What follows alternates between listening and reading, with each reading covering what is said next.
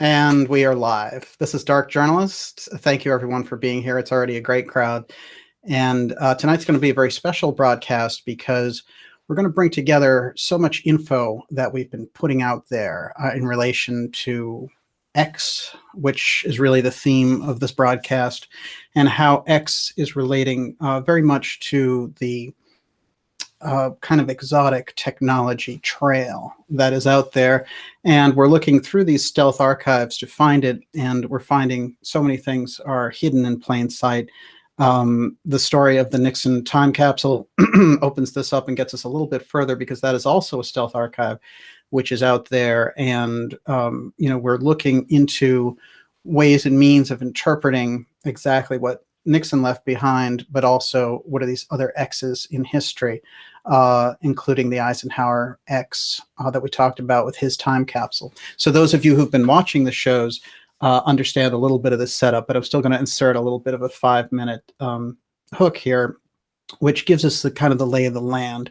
And tonight we're going to have a very special guest with us, Dr. Joseph Farrell, who will be on in about a half hour with us as soon as the setup is done. And then he and I are both going to go deep into exactly how the secret space program aspects relates to the early Nazi advanced craft aspects, relates to the national security state, deep state hiding that technology over time, and where we are now, and how these stealth archives are going to help us see that. Now, the more I get into this, I have to be honest, the deeper it gets and the more connections. I'd say the clearer the picture becomes. And I've been on this stealth archive trail for a while, actually. So this is nothing new for me. But the thing is, there's something about bringing all these factors together now, I'd say over the course of the last 2 months, where all this information and all this research is really coming to a head. And of course, the breakthrough from Robert Merritt last month when he came on the show and really gave us that exclusive interview telling us about Nixon talking to him in his 3 meetings in the basement of the White House, I think are history making. And there's more to come there. Now, we do have the final interview with Robert Merritt coming up next week. So this broadcast will serve as kind of a prelude to all those things. But what we're going to do tonight is go deep into the X factor. And what we've discovered in the research is that X has been showing up over and over again as this mainstay of the exotic technology and the UFO file as they travel through time, through the Eisenhower administration and the post-war era, through the JFK assassination period, and through JFK's pressuring the CIA. That big battle and that big dance is all based around this X theme. And then when we go further, we found out that LBJ left behind an X letter, which is actually still at the LBJ library until 2023. We went deeply into Nixon's attempts to bring disclosure in the early 70s that were cut off by Watergate. And of course, Merritt's story is part of that. And Robert Emenegger, who put together the documentary UFOs, Past, Present, and Future, was supported by the Nixon administration to get that out. And originally they were going to give him this incredible footage from Holloman Air Force Base, and they pulled it back and they started to dial back as soon as Watergate happened and Nixon was in political trouble. They have to call off the op. It is fascinating to consider what would have happened if Watergate hadn't gone down there. We might be looking at a totally different paradigm. But various disclosure attempts rose to the surface, including Jimmy Carter in the 70s, who opened up FOIA requests, really dealing openly with the UFO topic in a way that other presidents hadn't. And then we see a kind of a clampdown in the 80s era where Reagan is talking Star Wars and SDI, and it's all about weaponization of space. But we see that the information and the intel he's getting is all about the threat aspect of these large ships roaming around out there. And of course, we have the classic example of Mikhail Gorbachev in his press conference recently, last summer, there with Charlie Rose and George Shultz, saying that Reagan took him aside at Reykjavik and said, "Will you help us in the event of an alien invasion?" And being totally serious about it.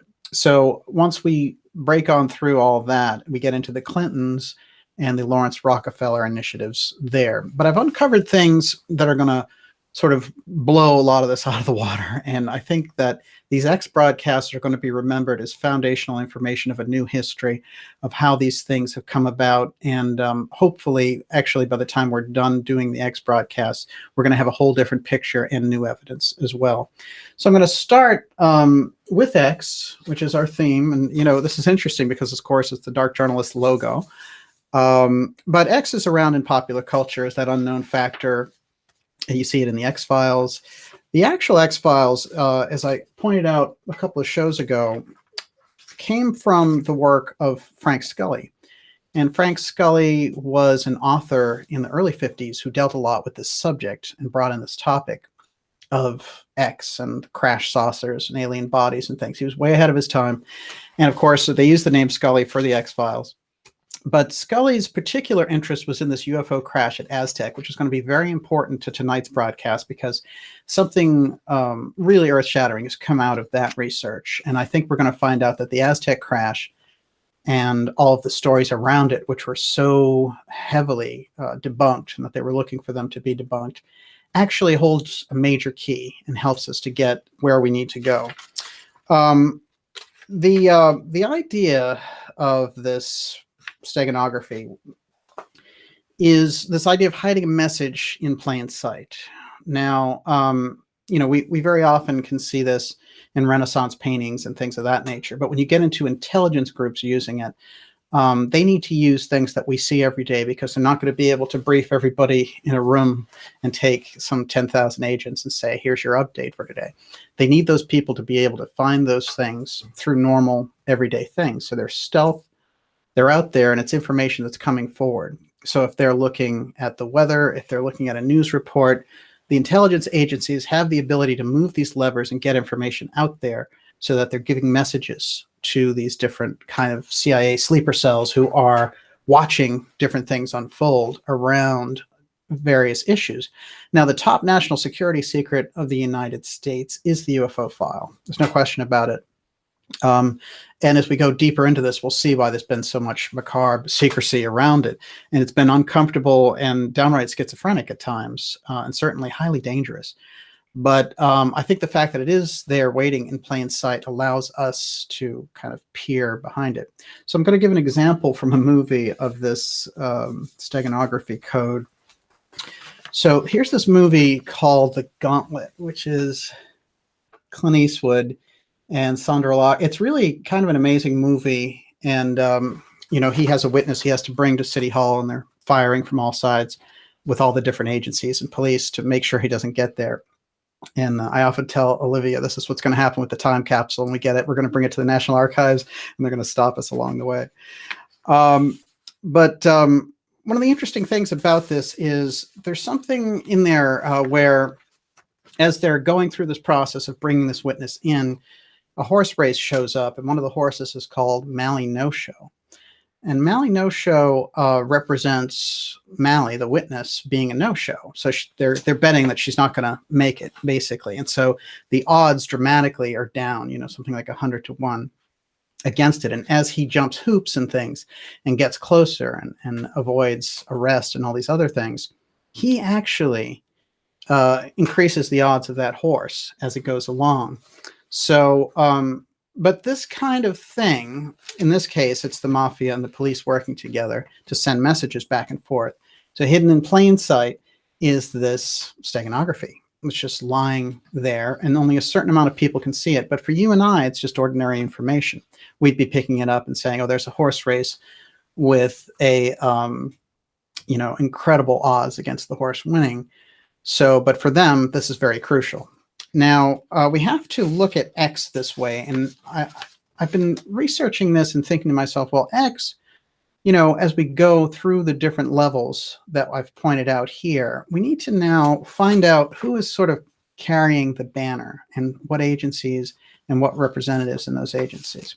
One of the key people that I've found who's up to this is somebody who was actually really interesting, was a former Nazi, and his name is General Dornberger. And Dornberger was perhaps one of the most notorious Nazis, using slave labor and stringing up the people who were making the rockets for him who would be disobeying as an example to the other inmates. Dornberger was obsessed with space and has a very interesting history on his own, but he's very much a deep state player. Now, this is a picture of Dornberger here. And if we can read its quote, it says, "Do you realize what we accomplished today? Today, the spaceship was born." That is his quote to Wernher von Braun as soon as they launched the V2 rocket. So the spaceship was born is exactly where he was at. This is what he was into. He was completely obsessed with it, and he was incredible, kind of the father of the rocket program. And actually, von Braun was his 20-year-old assistant. So we get an idea of just how advanced Dornberger was. One thing I want to show you here is this is a dinner list at the White House in 1969. And right up there by the star, if you can see that, is Walter Dornberger and his wife attending the Nixon dinner at the White House. So Dornberger had a very cordial relationship with the authority figures at the time. But he comes across as this incredibly risky character. First of all, during the Nuremberg trials, they want him for hanging. And the British officials have him, but they don't turn him over for some reason. And then all the notes and the feedback that we're getting about him in relation to what he's doing is they're saying, well, actually, he's trying to turn the other Nazis against the U.S. and he's making conspiracies and stuff. And this is after the Allies have won. I mean, this guy's really a problem. He's a true believer. So they take 2 years to re-educate him, to reschool him. And there he is in the midst of Bell Helicopter, one of the most advanced projects in Bell Aerospace, which is in Fort Worth, Texas. And that's where they place him. And he is in charge of all these advanced projects there because he was brilliant and all, but his politics were so hardcore on the Nazi side that they needed to, kind of take a long time with him to restrain him. And actually, there were calls for him when he was in Britain. They have something called the London Cage, where they wanted to have a hanging there with him. So he was really, this is a guy who really barely escaped death. And many of his colleagues, of course, were tried and found guilty and executed during the Nuremberg trials for crimes against humanity. Well, Dornberger just happened to miss it because we needed him. The question is, who got him out? And I'm going to get into that. It's some familiar faces, unfortunately. But one thing about Dornberger I want to point out here, which I think is fascinating, is, one of the things we've done really deep research on is the JFK assassination. And Dornberger shows up over and over again around that incident. Most specifically, he shows up because Dornberger has a protege at Bell Helicopter, and the protege's name is Michael Paine. And Michael Paine, who recently passed away, I found out, actually, he and his wife, Ruth, who says she's a Quaker, they house the Oswalds when they come back from Russia. Now, this is particularly interesting because, Paine has national security clearances, and he is sort of beyond the beyond in terms of the projects that he's working on. So the idea that he's going to have this communist sympathizer come and stay with him is pretty ironic and stretches the imagination. It's there on the record that he was there, Oswald and his wife and their children were there with the Paines. And in fact, when Oswald is suspected of being the assassin of President Kennedy, they go to the Paine household and they look for his rifle and they question his wife. And Ruth Paine comes out and says, "Oh, I thought he was, a nice person. I don't know what happened, but maybe, you should look at all this evidence that I've gathered." So the fix was in there, and the Paines were definitely part of it, probably a low-level part of it, but a crucial piece of that puzzle. But when we go to the idea that Paine was housing the Oswalds and that his boss was Dornberger, we understand immediately how Dornberger plays this major role in the assassination. He's a key player. So when we find out by looking into these different programs that I'm going to show you that Dornberger is deeply involved with that X symbol that comes through of the exotic technology being redeveloped, and that's the UFO technology that they found, reconstituted, and probably combined with the extraterritorial weaponry that we see in the Nazi, just before the Reich goes down. So all these things are crucial. And when we go into Dornberger's trail, now, we already have this idea that he's a deep player, but his history gets very interesting. So the X series of aircraft, which are space planes, they're the most advanced planes, and in fact clocked the fastest speed of any jets that we've ever had. Now, Dornberger was in charge of that project, started it, and named them all. So all those X incredible space planes that we had, which hold all the records for speed, like the X-15 and the X-20, those are all Dornberger projects. Now, the North American X-15 that he designed is this. Let's take a look at this. This is Dornberger's handiwork, coming straight out of the Nazi rocket program and helping us with these space planes. And in fact, that plane still holds the record. So the X-plane series of experimental aircraft is what they were called. Well, space planes are going to come very vogue here in the next couple of years, and they're already planning on this. But in the 60s, they had them. Now, interestingly enough, Corso, when he's referring to, and that's Colonel Philip Corso from The Day After Roswell, which is a very interesting book, although incomplete. But Corso's the military guy who came forward and said, hey, we redesigned all these UFOs and then got it out into corporate and developed things like, bulletproof vests and computer chips and all this stuff from it. So, his career is one of the best to track because he leaves such a footprint in everything that he's doing. And I think that he's probably one of the best sources that has ever come forward. And, he left a manuscript of the original book, which is a little bit better than The Day After Roswell, which I have around here somewhere. But in any case, what happens is the X series goes into overdrive. Now we're up to like X56 and all the rest. And I'm putting together a presentation so everyone will have the kind of the lowdown on the X planes. But the X planes and the space planes with that designation all go back to Dornberger. That's the crucial point. Dornberger is close with Payne. The Paynes house the Oswalds. So the whole presence of Dornberger being there in the picture around the exotic technology and then with the JFK assassination is undeniable. And what it tells us, again, when we get into the UFO file, we get into the JFK assassination.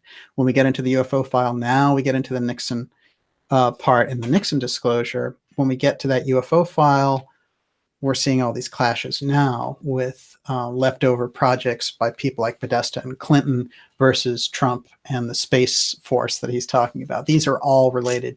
And just how related and how obvious they are and how X is the crucial binding factor for all of them is going to be apparent to you by the time this broadcast is over.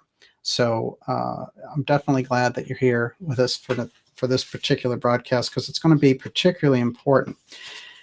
Okay, I've got a bunch of special mission aircraft here, but there's one key piece that I'm looking for. This one, interestingly enough, Henry Kissinger, who is somebody, who in UFO circles doesn't come up very much. There are a few quotes that come up that are supposedly related to him. One of them was, UFOs are the hottest baked potato ever. And the interesting thing about Kissinger is his kind of the mastery of secrecy. So interestingly enough, some of the work that was uncovered by William Steinman in the book, and this is a rare book, but a fantastic one, called UFO Crash at Aztec. Something that Grant Cameron points out about this is that when Steinman was on the case interviewing these various witnesses, his phone was tapped by the CIA, and they would come to him and actually say to him, hey, this was your conversation, and be very open about the fact that they were tracking it. So he was quite annoyed by that, and he was a ferocious researcher, came out with this incredible book, and then kind of disappeared off the map and went into other things. But this book, The UFO Crash at Aztec, opens up a lot of doors, and it's a tough one to find, but I highly recommend it. One of the things in here is that when he was trying to look into someone named Dr. Eric Wang. Eric Wang was an interesting character. He was deep in the let's redevelop the UFOs into planes that we can use. And Wang was stationed at Wright Air Force Base and Kirtland Air Force Base, where we know all the UFO stories and all the UFO activity comes out of this milieu. But Wang's widow, Wang died in 1960, being kind of the crucial piece of this. And as Steinman is hunting down the story, he runs across Wang's widow. Now, Wang's widow is very, like, what are you asking me here? What's going on? But learns to trust him in conversation and opens up to him and says, well, it's no big secret. He was redesigning the UFOs. That was what he was part of the special project that was doing that. And if you want to ask anybody about it, ask Henry Kissinger, because Henry Kissinger was his boss. Now, this is absolutely stunning, because Kissinger, being his boss in redesigning UFOs and reengineering them for our aircraft, and kind of creating that secret space program, that is a crucial piece when we look at Merritt's story about being a courier for this message from Nixon to Kissinger. And a lot of people have said to me, well, what's the big deal about Kissinger? Like, why did he want to get this message to Kissinger? He had the time capsule. What's the story? It apparently now, if we understand this picture a little bit better, as part of Rockefeller's Special Studies Project, and this is crucial, I have it here, but Rockefeller's Special Studies Project is something that took place between 1956 and 1958 and had some of the best minds on the country tackling problems that were going to be important to America right up to the millennium. Things like, the economy, race relations, and all these various subjects that dealt with this. One of the most important things that came out of this was a book called Prospect for America. And this is the Rockefeller panel reports: the problem and opportunities confronting American democracy in foreign policy, in military preparedness, in education, social and economic affairs. And they had the best people, and they did, they called in the best minds, and they created these series of articles in the book. And interestingly enough, going to the stealth archive aspect that we've been turning up over and over again, like with the Lyndon B. Johnson letter, which can't be released till 2023. That's an X letter, Nixon's time capsule. We have all these various archives that are out there, and now here's another one. So the Rockefeller Brothers Fund archives, they've all been released, dealing with how they got to the Prospect for America book and all the rest of it. However, so they have Harvard professor Henry Kissinger was chosen to serve as the director of the project, and he coordinated the solicitation, criticism of papers from a host of specialists, etc. But the first 4 Special Studies Project files are kept from the public. That's something that the Rockefeller Brothers Fund has and never released to the public. And they had some of the best people working on it. The rest of the stuff came out. Now, if Kissinger, as head of the Special Studies Project on the UFO reengineering for Kirtland Air Force Base, who Eric Wang was working for, now we understand that stealth archive and why those 4 major documents never got released to the public. They were dealing with the UFO factor. This is crucial. Now, Kissinger becomes a major player around this issue, and it is Rockefeller who has a deep hand on the exotic technology, and they're trying to figure out how can we redevelop this, et cetera, et cetera. Now, when we go just a little bit further into linking back to Dornberger's history, and we're going to go over this whole thing, so you're not going to miss it. Dornberger, again, is the Nazi general who was sentenced at Nuremberg, but instead we grabbed him for the rocket program. He was von Braun's boss, and eventually his apprentice, Michael Payne, is the person who housed Lee Harvey Oswald in Texas with his wife, Ruth Payne. So we have a pretty dynamic picture developing right there. It is a list of connections. But Dornberger was saved from the gallows by John J. McCloy. John J. McCloy was somebody who was a major wheeler dealer, but he was Rockefeller's man in Germany. And he's, big piece of Rockefeller's banking activities. And he actually got a spot on the Warren Commission so that they could unanimously agree that Oswald was guilty. So McCloy rescuing Dornberger and the Rockefellers being behind McCloy taking this chance. Then we start to see the Special Studies Project being a Rockefeller project.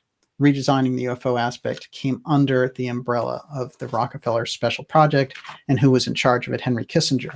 Years later, when we go deep beneath the White House in the basement meeting with Merritt and Nixon, it makes a heck of a lot more sense now because of Bill Steinman's work that the Crash at Aztec book contains this back and forth between Wang and Steinman. And the widow saying, well, look, Henry Kissinger was his boss. As a matter of fact, he came over here and hung out in our living room night after night during the time that Wang was doing this. So she's very familiar with him. And her testimony, no wonder the CIA was bugging his phone at that point, because that's incredible testimony, earth-shaking. But the UFO world missed it. And the book, I believe, came out around 1990. And they didn't have it on that. A lot of people understand Kissinger's role from the Bilderberg group and the various activities that were going on there and that whole political milieu that he's in, that he's a major secrecy player. And then he's someone who's actually been called up for war crimes tribunals for the various activities that he participated in for Vietnam and Central America, etc. Now, without passing judgment on him for those various activities as Secretary of State, as a diplomat, and all the rest of it, just looking at him as a figure who was shepherding this X Factor through, Dornberger is the person who was carrying the X flag because he had been working on these advanced projects in Germany. But by the time it gets to our program, what we're trying to figure out is how we can compete with what's going on out there in our own skies. That's the UFO factor. So Corso, in his book, and I'll get back around to this now, Philip Corso in The Day After Roswell states that the reason they had Dornberger making these planes and they were breaking these speed records was because they needed something to chase the UFOs, and that's what they were engaged in. As a matter of fact, he states in the book that the record being held by the X-15 for having all of this incredible speed, the actual performance happened not in some dry run test, but in an actual chase of a UFO, which makes a lot of sense about these planes because they were a very unusual series. And in fact, by 1968, they held the record. Later, we get this redevelopment, but certainly they were putting a lot into the space planes at the time without a whole heck of a lot of explanation. Dornberger's work became the foundation for the space shuttle. So that sort of replaced the Apollo program and got us into a whole shuttle program. Now, what I feel is significant about all this is we're tracking, again, this theme, because if he's using X as his designation for all these planes, and they are space planes, they are integrating this technology through. Kissinger's role in shepherding the UFO file, in getting the reports and saying, let's redesign this, let's redevelop this. The Kissinger aspect has always been ignored because nobody really had enough information on it. Now, this combination of factors is coming forward in the X report here that we can see clearly the link to Kissinger's role working for the Rockefellers, redesigning, redeveloping this UFO crash technology, making it into something useful, being part of this new America that they're putting together, and the archives being stealth. They're completely, there's nothing you can get your hands on about them because they were never released. And the Rockefeller Fund is a private fund. There's, it just so happens that it's like trying to get information from a corporation. It's their right to keep whatever notes that they took or whatever files they produced. So we're in the situation where the X becomes more and more important. Now, let's get into connections again.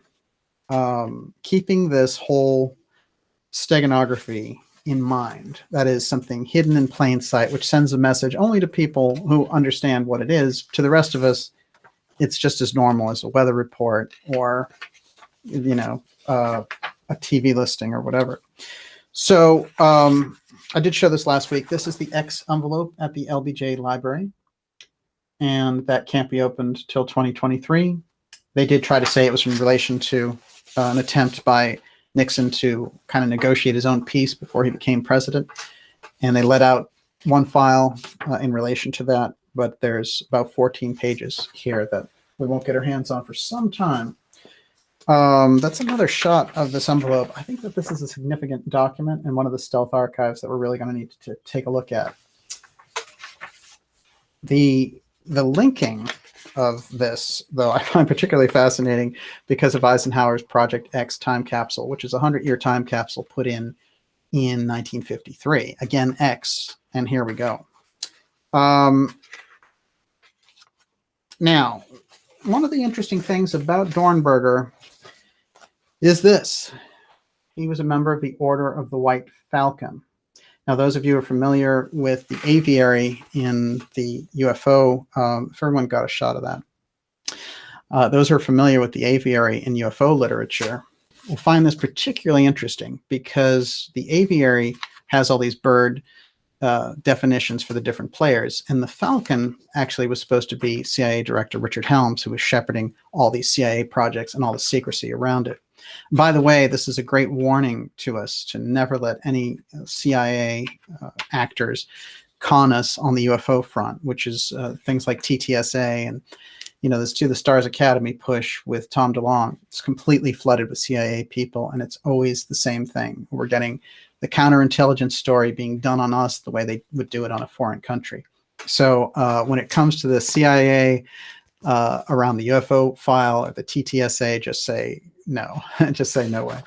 But the Order of the White Falcon is interesting because Dornberger being a part of it, the very top of the aviary is the Falcon. And he was supposed to be Helms, giving all this direction and information. But no one really knows where the aviary idea came from. This Order of the White Falcon, and the fact, again, that Dornberger, this Nazi general, who was so advanced on these projects and working on the most advanced redevelopment of the UFO stuff for us, if you follow his X history, then it starts to make a lot more sense why we would use that designation. Now, this letter that I showed last week is going to make a little more sense now. This is a letter from Richard Nixon to Donald Trump, 1987. And it reads, basically saying that Pat, his wife, is an expert, and she predicts that whenever you decide to run for office, you'll be a winner, and giving him the thumbs up. But I thought the Dear Donald part was interesting because it showed a familiarity that I didn't realize existed between them. However, the more I got into it, I realized, oh, there are incredibly deep links between these guys. First of all, let's take a look at this picture. Everybody can see. Let me see here. That is Nixon and Trump, Trump's first wife. And in the middle is John Connolly. And hang on just a second. Joseph, are you there? Joseph. Interesting. We can hear us later. We can hear you. That's what's interesting about that. Let's see. Let's take a quick look here. How about now? I'd say unplug your headphones. Unplug, take them out. Because we hear you fine. So we're gonna add Joseph Farrell here. A little bit of an audio issue. Just take our time. New hat, indeed. Yes, I noticed that too. And how are we doing, Joseph? Interesting. You might have, there might be a thing that says mute microphone or mute headphone on there. Give that a shot. Use the chat. You know, what we can do, actually, Olivia, I want you to do me a favor. Yep. Why don't you email actually, you know what I'll do? Actually, just pop it here. I will send him this. Of course, we'll echo all over the place, but let's just do this as a test. Okay.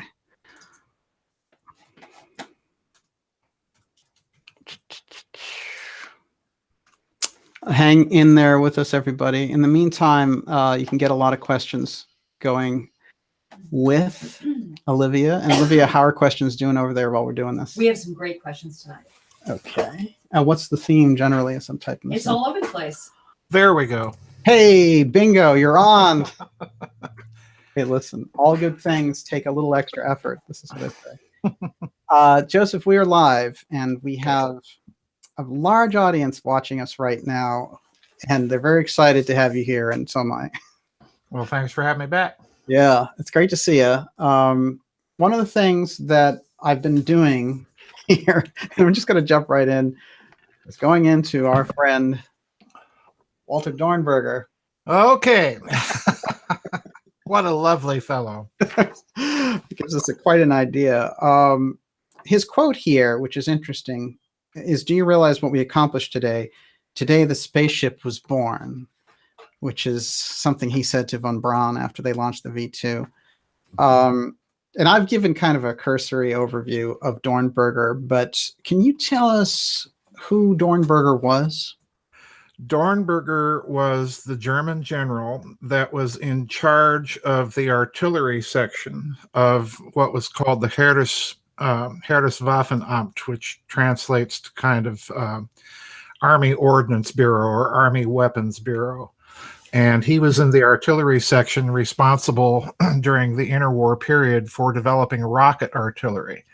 And the reason that the Germans emphasized that was under the provisions of the Versailles Treaty. They were, of course, prohibited from developing large caliber artillery, such as they had in World War I. But rocket artillery wasn't even mentioned. So the Germans naturally saw this as a way of circumventing the treaty and developing long-range strategic rocket bombardment capability. So that's kind of how Dornberger got situated with all of this. And he was actually therefore the de facto head of that whole V2, V1 rocket program, although the V1 fell also under the purview of the Luftwaffe. The V2 was strictly a German army project, so Dornberger was the actual head of it. Fascinating. Dornberger, apparently, he's kind of like a mentor figure for von Braun. Yeah. Looking through his history on that, and von Braun is kind of his 20-year-old assistant trying to... Right. Dornberger was the talent spotter there. He was the one that essentially assembled that team. He spotted Werner von Braun at a very early age. If I remember correctly, you might have to check my facts on this, but if I remember correctly, Dornberger also worked out some sort of arrangement whereby the German army paid for part of his education expenses when he was studying engineering and so on. So that relationship really went very, very far back.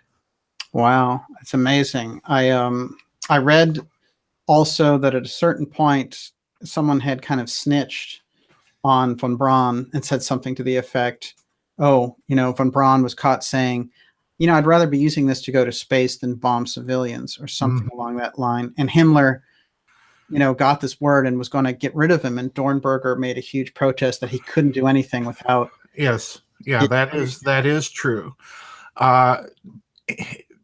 The problem there is that many of those rocket scientists, while they were working for the German army, were members of the SS. So Werner von Braun was actually, if I recall correctly, he was actually an SS major. That was his rank within the SS. So Himmler was also in his chain of command. And of course, by 1942, I think it was 42, the entire German rocket program had been turned over to the SS, and that's when it comes under the umbrella of Hans Kammler and that whole SS organization. So yeah, Himmler would have heard about that, and that episode did happen, and Dornberger did make an intervention to prevent anything from happening to von Braun. Fascinating. And of course, you mentioned Kammler there. I can't help but think instantly of the Bell, which is his project. Can you give us just a quick idea here about what the Bell was and why he was in charge of it? Well, the Bell was, in my opinion, and this is based primarily off of the Polish researcher Igor Witkowski, whose research really kind of broke the story of the Bell. Nick Cook picked up on it in his book, The Hunt for Zero Point. I attempted to do something different with the story and take the details that Igor Witkowski had provided in his book, Truth About the Wonder Weapon, and reverse engineer what I thought was the physics thinking behind it. Essentially, what I think the Bell was a kind of a proof of concept experiment where the Germans were attempting to create a technology based ultimately, in my opinion, on the ability to manipulate the zero-point energy or space-time continuum, whatever you wish to call it, for three purposes. The first purpose would be to give Germany an independent energy supply. Germany is not rich in any sort of indigenous energy resources. The second thing would be to give it an advanced propulsion capability.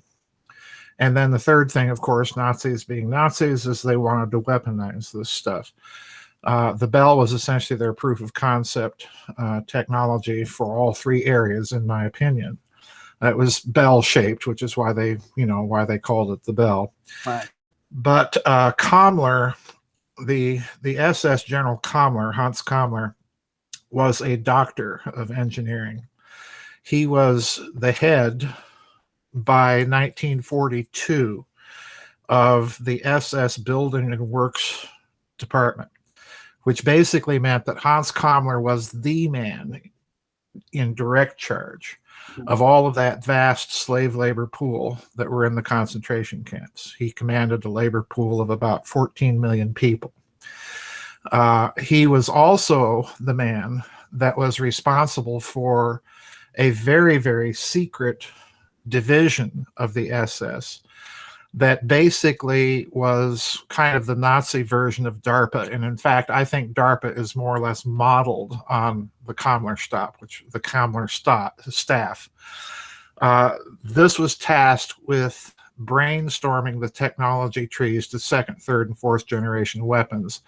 And basically, this put him in charge by the end of the war of all of Nazi Germany's secret research projects, from the V-2 rockets, which ultimately he gained control of, to this Bell technology, Schauberger flying saucers, jet aircraft, hypersonic ramjet aircraft, you name it, he had his fingers in it. He's the key player. He's the key player, absolutely. Yeah. Now, it's important to note that the Kammler Stab was located in the engineering division of the old Škoda munitions works in Pilsen, Czechoslovakia, the old Austro-Hungarian equivalent of Krupp, if you will. Right. And I find it very interesting that Pilsen, which is about 30 miles west of Prague, was one of the places that General Patton and the U.S. Third Army made a beeline to in the final days of World War II. And I've always thought that Patton's field operatives, as they're entering Pilsen and discovering this, this outfit here, Patton would have been the one American field commander, that was in a position to have pretty extensive knowledge of this vast secret weapons complex at the end of the war, probably more than any other American general, as a matter of fact. Wow. Amazing. The Peenemünde, that facility, can you describe what it is? Peenemünde was developed by the German army. It was a top secret rocket development testing facility, launch facility. They had gantries there. It was a remote place on the North German Baltic coast. It would be over around the modern city of Stettin or Stettin.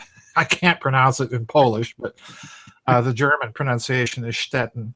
Got it. It would be around that area. It was a little peninsula that kind of stuck out into the Baltic Sea. It was super secret. It took all sorts of security clearance to get into that, but at one time it employed thousands of people there developing various types of rockets, not just the V2. You had the television guided missiles being developed there. You had the air-to-surface missiles, surface-to-air missiles, heat-seeking missiles, you name it, they were doing it. Wow, incredible. That's really the heart of their program for rocket.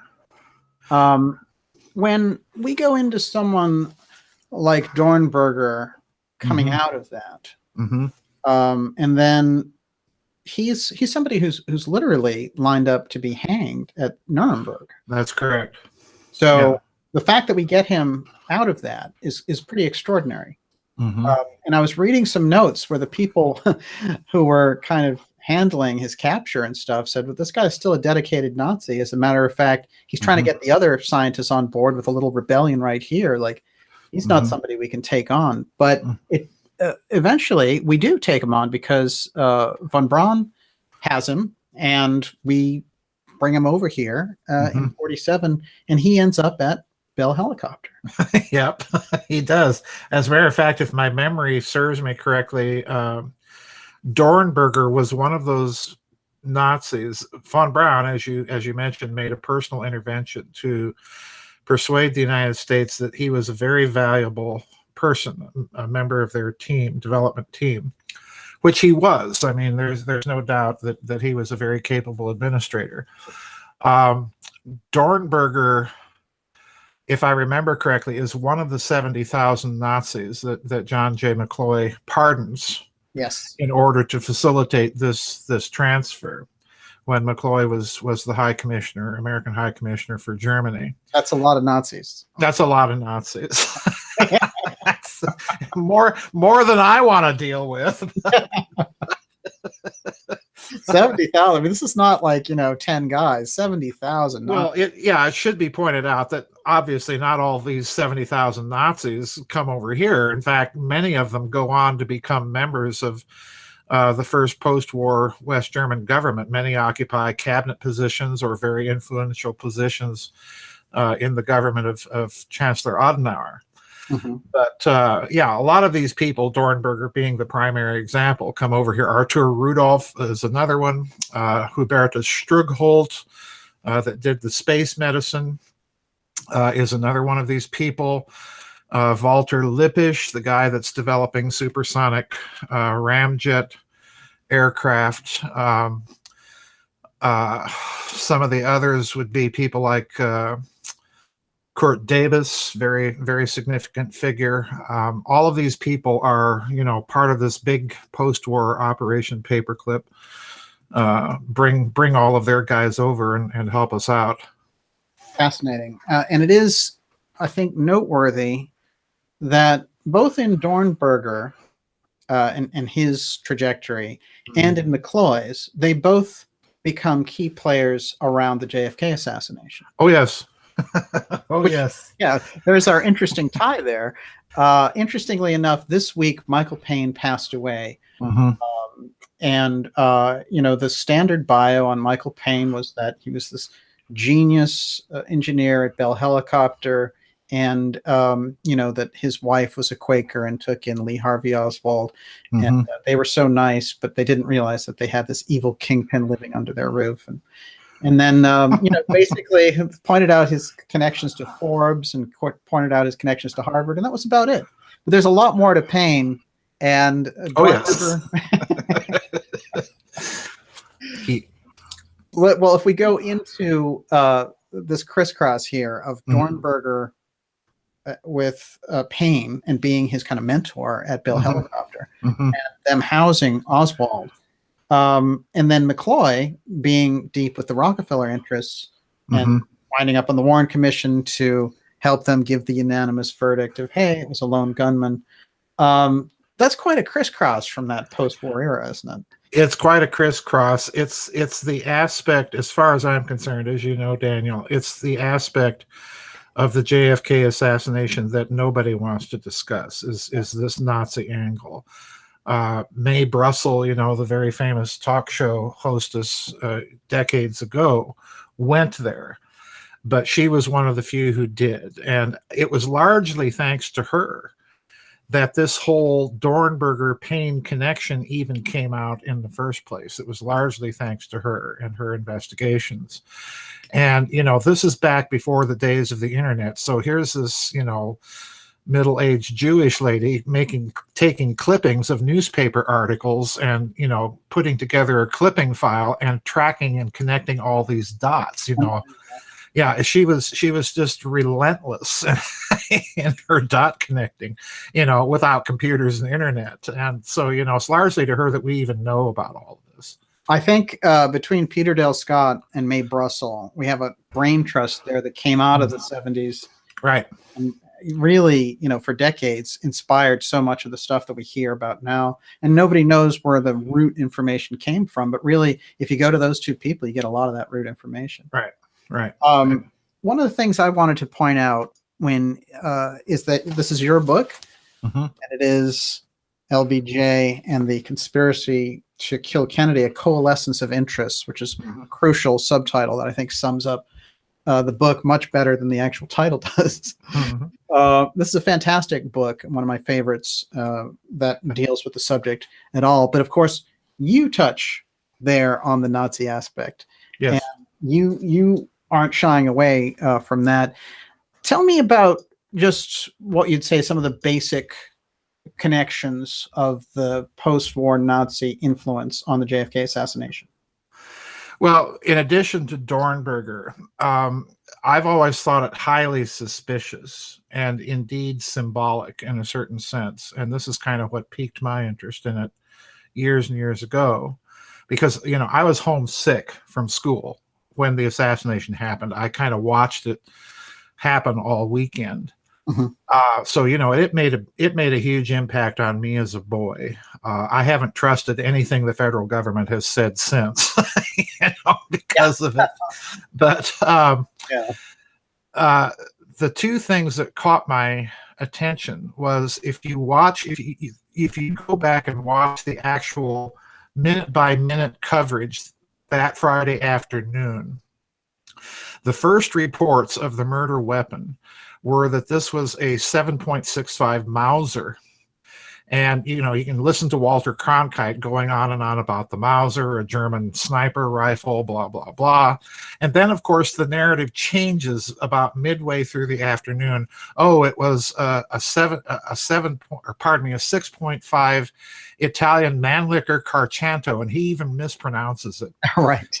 And I thought, gee, we have two weapons of two Axis powers here that were supposedly involved in the assassination, and I'm thinking somebody's trying to send us a message. Yes. And it turns out what really got me going was when I found out that the Mauser that the German army used during World War II was a much larger caliber weapon. The 7.65 was a special version of it that the Mauser company made for the Argentine army. Which, so Germans, Argentina. That's the post-war way. Yeah, exactly. So, you know, you've got those little symbolic indicators. But for me, the real thing is that you get involved with Lee Harvey Oswald in New Orleans, and there's just this, you know, I don't know what Garrison had to have been thinking. He's probably thinking this is straight out of a Hollywood B movie plot, because you've got homosexual old Catholic priests or something or other with David Ferry. You've got Dr. Mary Sherman, who dies in a particle accelerator. Right. Yeah. Of all things. Yeah, of all things. And she's doing secret cancer research for Dr. Alton Oxner, who's, from my home state of South Dakota. I grew up with all the doctors' offices having these pictures of Dr. Oxner, who's running his clinic there in New Orleans. One of his famous clients is Juan Perón. He's going off every few months down to South America to do something. Nobody knows exactly what. And Perón, we should point out, is a major protector of those post-war Nazis. Absolutely, he is. He's got the Horton brothers down there, and Kurt Tonk, and all of these German jet engine and jet aircraft experts designing these delta wing, triangular shaped Argentinian jet fighters for him. And, it's just, so, you put all this together, and that little New Orleans nest there looks to me like it's got some sort of connection to this post-war outfit of Nazi gangsters down there in South America. So, I kind of approached it from that angle. And then in addition to all of this, as you've pointed out earlier, that you have John J. McCloy present as one of the commissioners for the Warren Commission. He is the High Commissioner, American High Commissioner, as I mentioned, for Germany after the war. He's the one personally rubber stamping the pardons for a lot of these people, including Dornberger. And then when we go to Dallas, we've got even a bigger Nazi connection. And this is one that Peter Dale Scott uncovered. And when I read it, I was just like, because he mentions in his book that the Murchisons and the Hunts apparently had their own private intelligence service. And he did a little more digging, and it turned out that their so-called private intelligence service was some sort of direct liaison with General Reinhard Galen and the West German Bundesnachrichtendienst. And of course, General Galen was the Nazi general in charge of the whole military intelligence operation on the Eastern Front. And that whole outfit was simply rolled over after the war into the CIA. And when West Germany became a sovereign nation, that outfit was, rolled out of the CIA and became the nucleus of modern day West German intelligence. So in other words, here are these Texas oil men with some sort of direct pipeline to the German CIA. Yeah, right. And the CIA absorbing Galen, and Nazi or not, he's right in there, and he's a big foundation of the early CIA. Well, yeah, all of, this is a very important point that you make, because the early CIA, when you speak of the actual human on the ground intelligence inside the Soviet bloc, in the post-war period, in the 40s, all the way up, I would say even into the 50s, that's Galen's organization. It's not American spies, it's German spies. Right. Yeah. That we're relying on. And it's so bad. Christopher Simpson, in his book Blowback, points this out. It was so bad, their influence inside the post-war CIA was so extensive that Galen's analyses of Soviet aims, goals, and capabilities were oftentimes simply retyped on CIA stationery without any further comment and just passed right along to President Truman. Wow. So in other words, you basically have a Nazi general briefing the president of the United States, who has to formulate policy based on analysis that a bunch of Nazis are passing along. Incredible. Yeah, it really is. I mean, it's like a bad Hollywood B movie. When we are dealing with that early CIA, let's look at that for a minute, because you mentioned Peter Dale Scott there, and in my conversations with Scott, he really brought me into the OPC and Frank Weisner and that whole group, and the things that they were doing which was totally different than what the precedent was for how they were set up for the CIA. They were an active covert group that were doing Yes. sabotage and overthrowing elections and all the rest of it. Just Yes. bring us into the OPC a little bit here.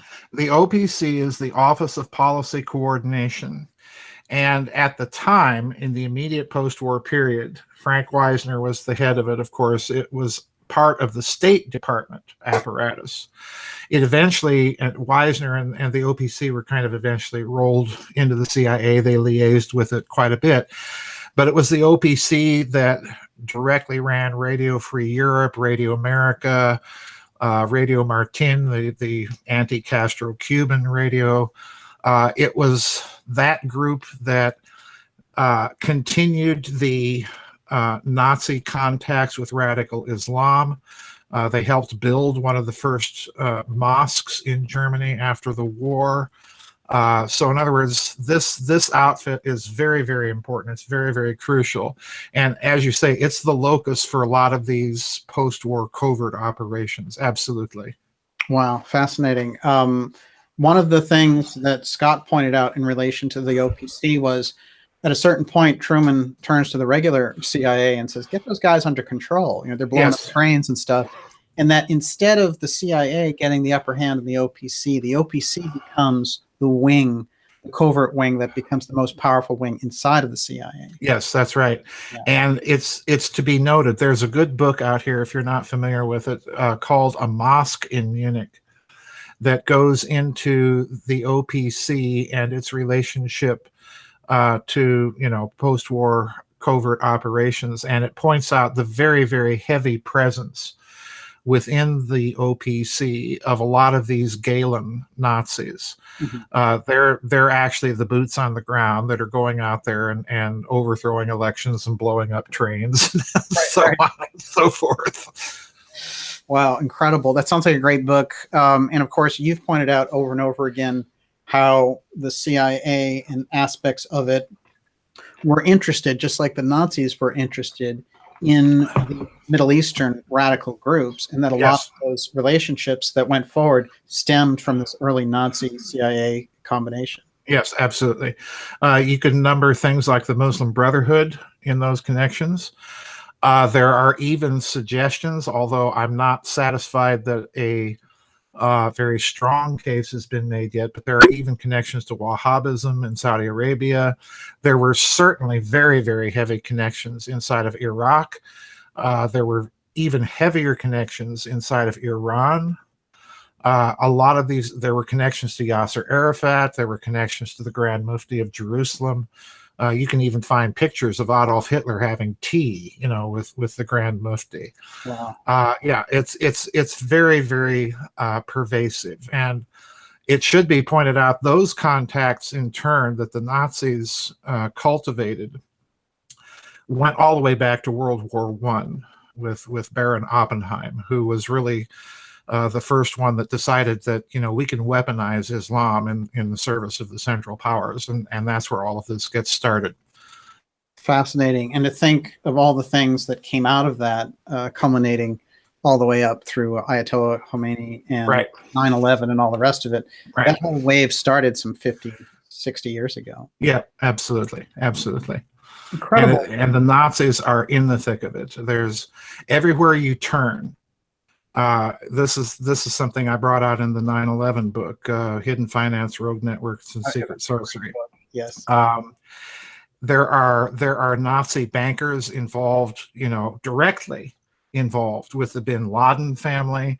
There are SS involvements with terrorist summits in the 1970s in Spain. Otto Skorzeny is hosting all of these terrorists to come to Barcelona and, you know, plot world domination with him. And wow. Yeah. So, you know, it's interesting that we tend to dismiss what the Russians have been telling us. Mm-hmm. But a few years ago, I think it was like 3 or 4 years ago, Sergei Glaziev, one of President Putin's principal advisors, after the coup in Kiev, installing basically a bunch of leftover Ukrainian Nazis. Oh yeah, yeah, no question about that. No question about that. It's rather hard to ignore what was going on there. Unbelievable. Yeah. But Glaziev came out with a statement in a very seriously argued paper. So this statement was not rhetorical hyperbole. You have to read it in context. But he says, our problem isn't the Nazis in Kiev. Our problem is the Nazis in Washington. Wow. Wow. Yeah, that's a pretty hefty statement. Raising the stakes right there. Raising these stakes, yes. That's incredible. When I think about your book, Covert Wars and Breakaway Civilizations, I get so much of the picture of the stuff that I've been researching recently around things that are hidden in plain sight, and how you have to get the history if you want to understand things like the exotic technology programs or the UFO file.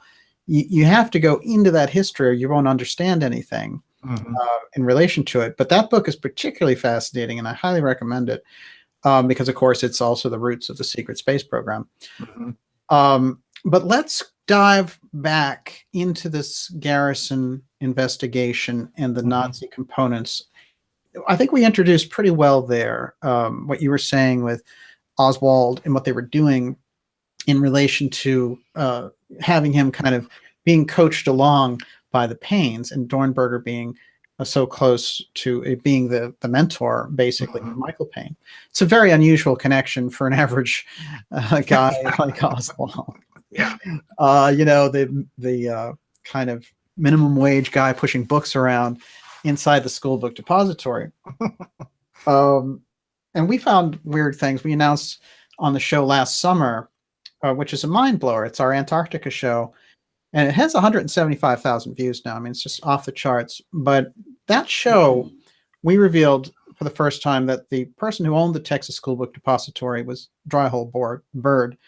And he is the cousin of Admiral Byrd in Antarctica. So here's the levels and layers now getting into this. But Garrison, walking into this at the time, is looking around and he's hitting against something. And he can't for the life. I mean, he can figure out mafia, certainly. He's in New Orleans.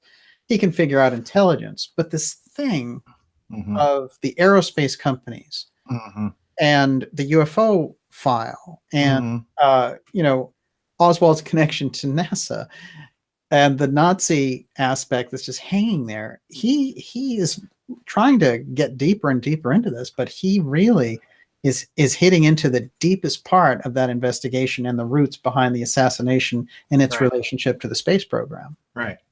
I don't think Garrison, my impressions of him, and again, the Garrison files are very, very hard to get a hold of. They're in the National Archives, and trying to pry any of those things loose is, trust me, it's pretty hard. Yeah, well, when they did the Kennedy reboot they released his files for October 26, which was the Trump release of those files, all of the Garrison files came back whited out. Yep. Garrison, I think, probably uncovered a lot of this, but to me, it's very noteworthy that when he takes Clay Shaw to trial, very little of that gets into the trial. Yeah. I get the impression that Garrison just really didn't know what he had run into, other than I think he was convinced because of the remarks that he made after the trial, where he's talking about fascism, this is the United States, we don't need to go down this road, so on and so forth. Right.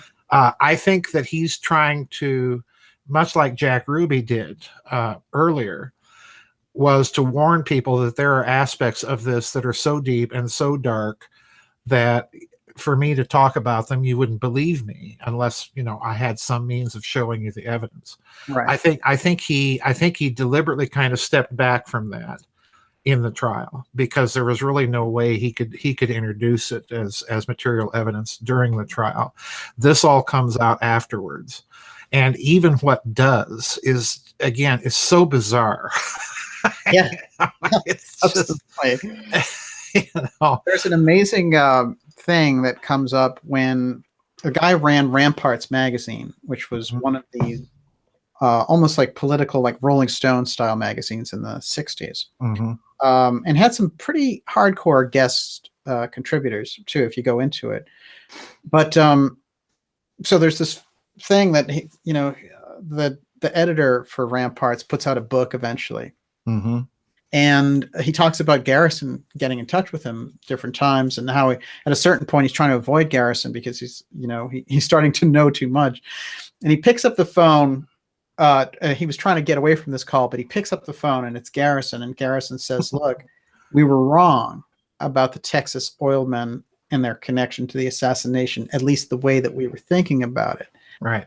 I understand now that the assassination was limited to the aerospace wing of the military-industrial complex." What do you think he meant there?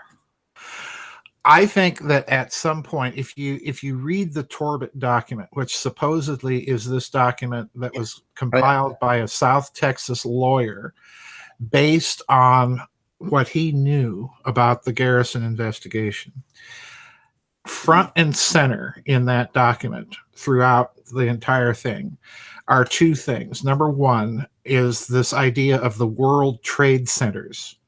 We've got World Trade Centers all over the world, that these were in fact CIA fronts, and that they were largely for the purpose of conducting covert operations, money laundering, drug trafficking, and assassination.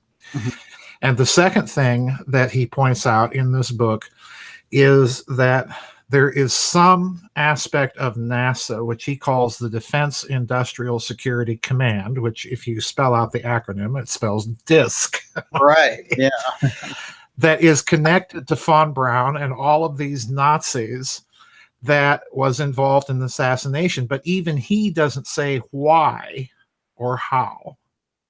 But we do know that Lee Harvey Oswald was, when he was trying to get a job at the Riley Coffee Company, boasting that he was going to get a job at NASA. Right. Now, what I suspect, and you're asking me to speculate on this question for the first time publicly, I've always suspected, let me put it this way, I've put the dots out there for people to connect themselves, so I'll just go ahead and connect them for you.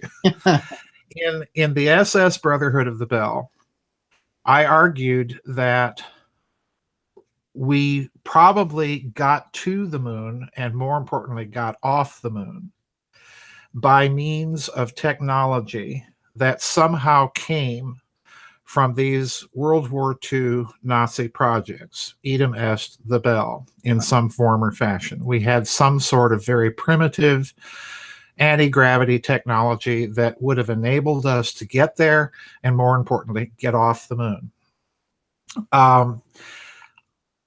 I have also gone on record and said that it's my belief that we struck a deal with these Nazis to get our hands on some of this technology. And the deal was, you provide us the technology and we will give you access to whatever it is we find up there.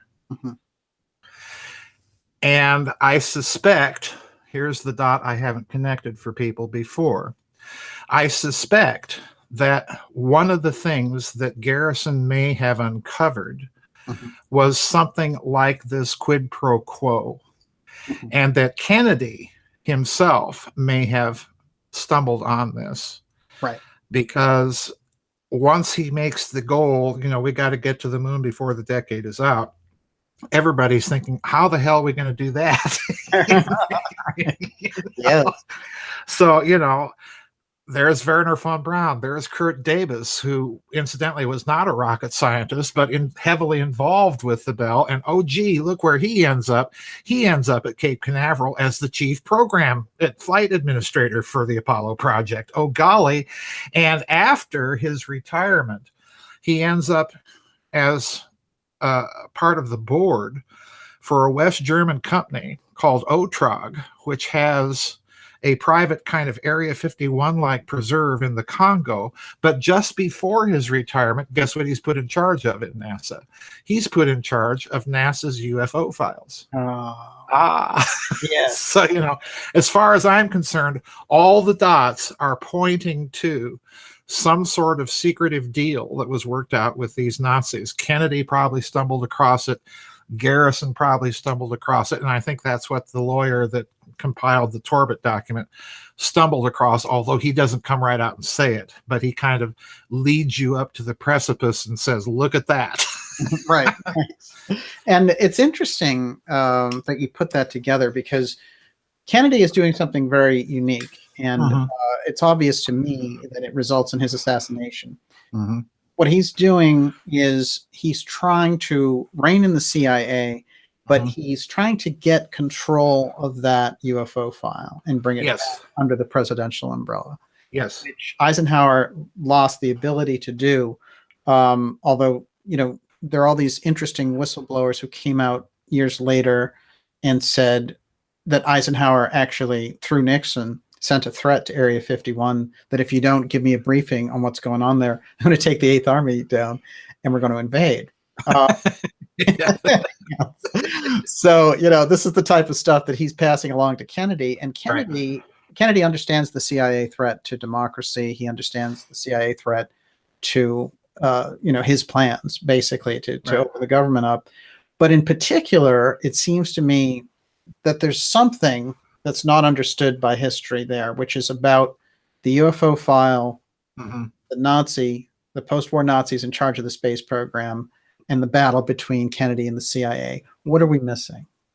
My suspicion, Daniel, the way you have phrased the question, I think is excellent, because my suspicion has always been that there may have been some sort of Nazi influence over those files, those UFO files, because if you look at the Cooper Cantwell Majestic 12 documents, whether or not you believe that they're genuine or not, I think they at least contain some nuggets of the truth. And one of the things that they specify over and over again is that after the Roswell crash, what happened? They bring in a bunch of these Nazis to look at this debris and tell them whether or not, they were doing anything like this. So in other words, something, if those documents be taken at their word, something about the technology to the U.S. Air Force looked German. Right. And that to me is an indicator that perhaps the CIA and the German Nazi influence within it in those post-war years was so pervasive and powerful that they may have had a hand in those UFO files and keeping them under lock and key. And the telltale giveaway for me on that is that when President Kennedy decides that he's going to smash the CIA into 1,000 pieces, this would have prompted an immediate motivation, not only for the CIA to be involved in his assassination, but for those Nazis within the CIA, within Galen's organization, for the pure and simple reason that Kennedy's removing their cover behind which they operate. And then he goes on and he orders the CIA to vet the UFO files and turn anything that is not of a national security interest over to the Soviets, because he wants this joint moon mission with Nikita Khrushchev. And of course, again, if you're the CIA and you're the Nazis, and especially if you're the Nazis with a monopoly on this technology, the last thing you want to turn over is anything that might indicate to the Soviets that you've got something like this. Right. So, there you go. Right. Wow, that's it. They are, the Nazis, their main enemy had been the Soviet Union. Right, exactly. They lost, the war to them, 20 million Russians killed and all the rest of it. So much more so when Kennedy is doing this, it's interesting what you're saying about it, because, to him, he's saying, let's open up, let's be friendly with them. And you might expect, some Cold Warriors would resist that. But for the Nazis, it's the end.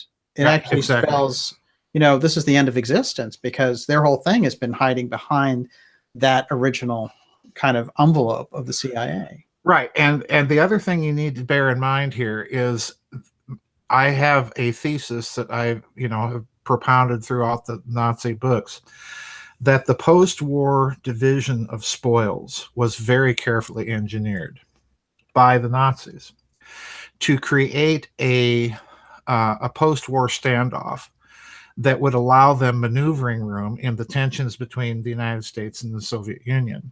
Because if you look at the way that the personnel is shunted to those two countries, the United States get the creme de la creme of the top flight scientists for all of these projects.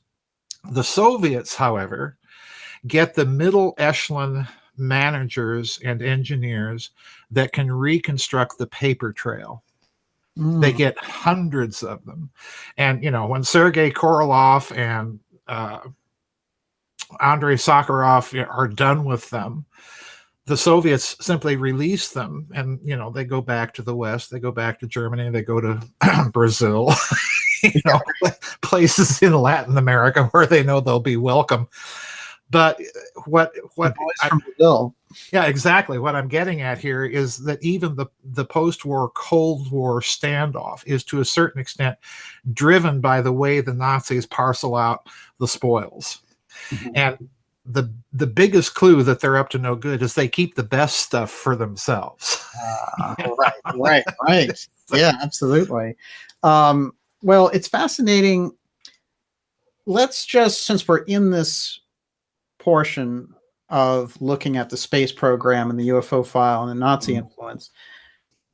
And I think the things that you're saying about the moon mission are particularly important, because given the technology that we had, it's led a lot of people to the conclusion the moon missions didn't happen.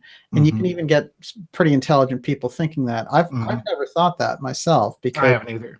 Yeah. So it seems obvious to me that we went, but the circumstances under which we went have never been properly explained, and there's a good reason for that. Well, yeah, you have the problem of the Van Allen belts, which is one thing that the Apollo hoaxers raise a lot. I don't have a big problem with that, because radiation exposure is a function of the intensity of radiation plus the amount of time that you're exposed to it.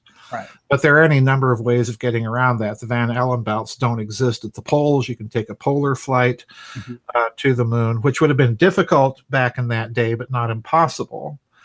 But the biggest problem for me is getting off the moon. Yes. We not to mention landing that dang thing on the moon. If you go back and look at the tests that they were doing of the lunar excursion module, trying to land it with rockets in the southwestern American desert, it was a nightmare. Yes. So I've always thought that is the key right there, that there may be an alternative technology in play, because that dinky little rocket that's in the LEM, as far as I'm concerned, probably didn't have enough lift to get off the moon. And the second problem I have with this has always been the way the TV cameras on the moon during the later Apollo missions show the lunar excursion module lifting off. Because if you look at those things, it just pop and up it goes. Right. And it's a fairly uniform descent, which is not the signature of a rocket. A rocket accelerates geometrically per unit of time. So it starts slow, it gathers speed, and gets faster and faster. But no, this thing just up it goes. Right. Now, to me, if I'm going to be blunt here, if Stanley Kubrick were faking the moon landings, this is a guy with enough intelligence to figure out that if I'm going to fake a rocket lifting off from the moon, it has to look like a rocket. But it doesn't look like a rocket. And to me, that's kind of a telltale little clue that maybe that little tent had some sort of prototypical, very primitive anti-gravity or electrogravitic or whatever you want to call it technology on it. No question. And I think it's interesting too that is kind of the signature of a UFO, which is things tend to just get out of there. And we've seen pilots report that over and over again. Right. That technology that they're bringing then to the moon and striking this deal that if these post-war fascist elements will share that technology with us, we will share what we discover. As you've put this forward, Kennedy himself, when he's looking at the situation of going to the moon and thinking he can do it with the Soviets, he's not realizing that it's not a Cold War problem right off the bat, that it's not just Cold Warriors, but it's this Nazi aspect. Now, interestingly enough, Kennedy may have figured out, like you said, the Nazi aspect, because you've pointed out something very interesting. And I'm trying to think of the book. It's the Third Wave book, which is one of my favorite books of yours, but it gets a lot into the McCarthy hearings in that whole period of the 1950s. And if we're to understand what happens in terms of the ruling structure after the 50s, we have to understand all those committee hearings and all the different investigations that went forward to find out there was this element going on in the government, and what was it? And you went so far as to point out that it could very well have been the Nazis themselves feeding McCarthy and making him into this national figure.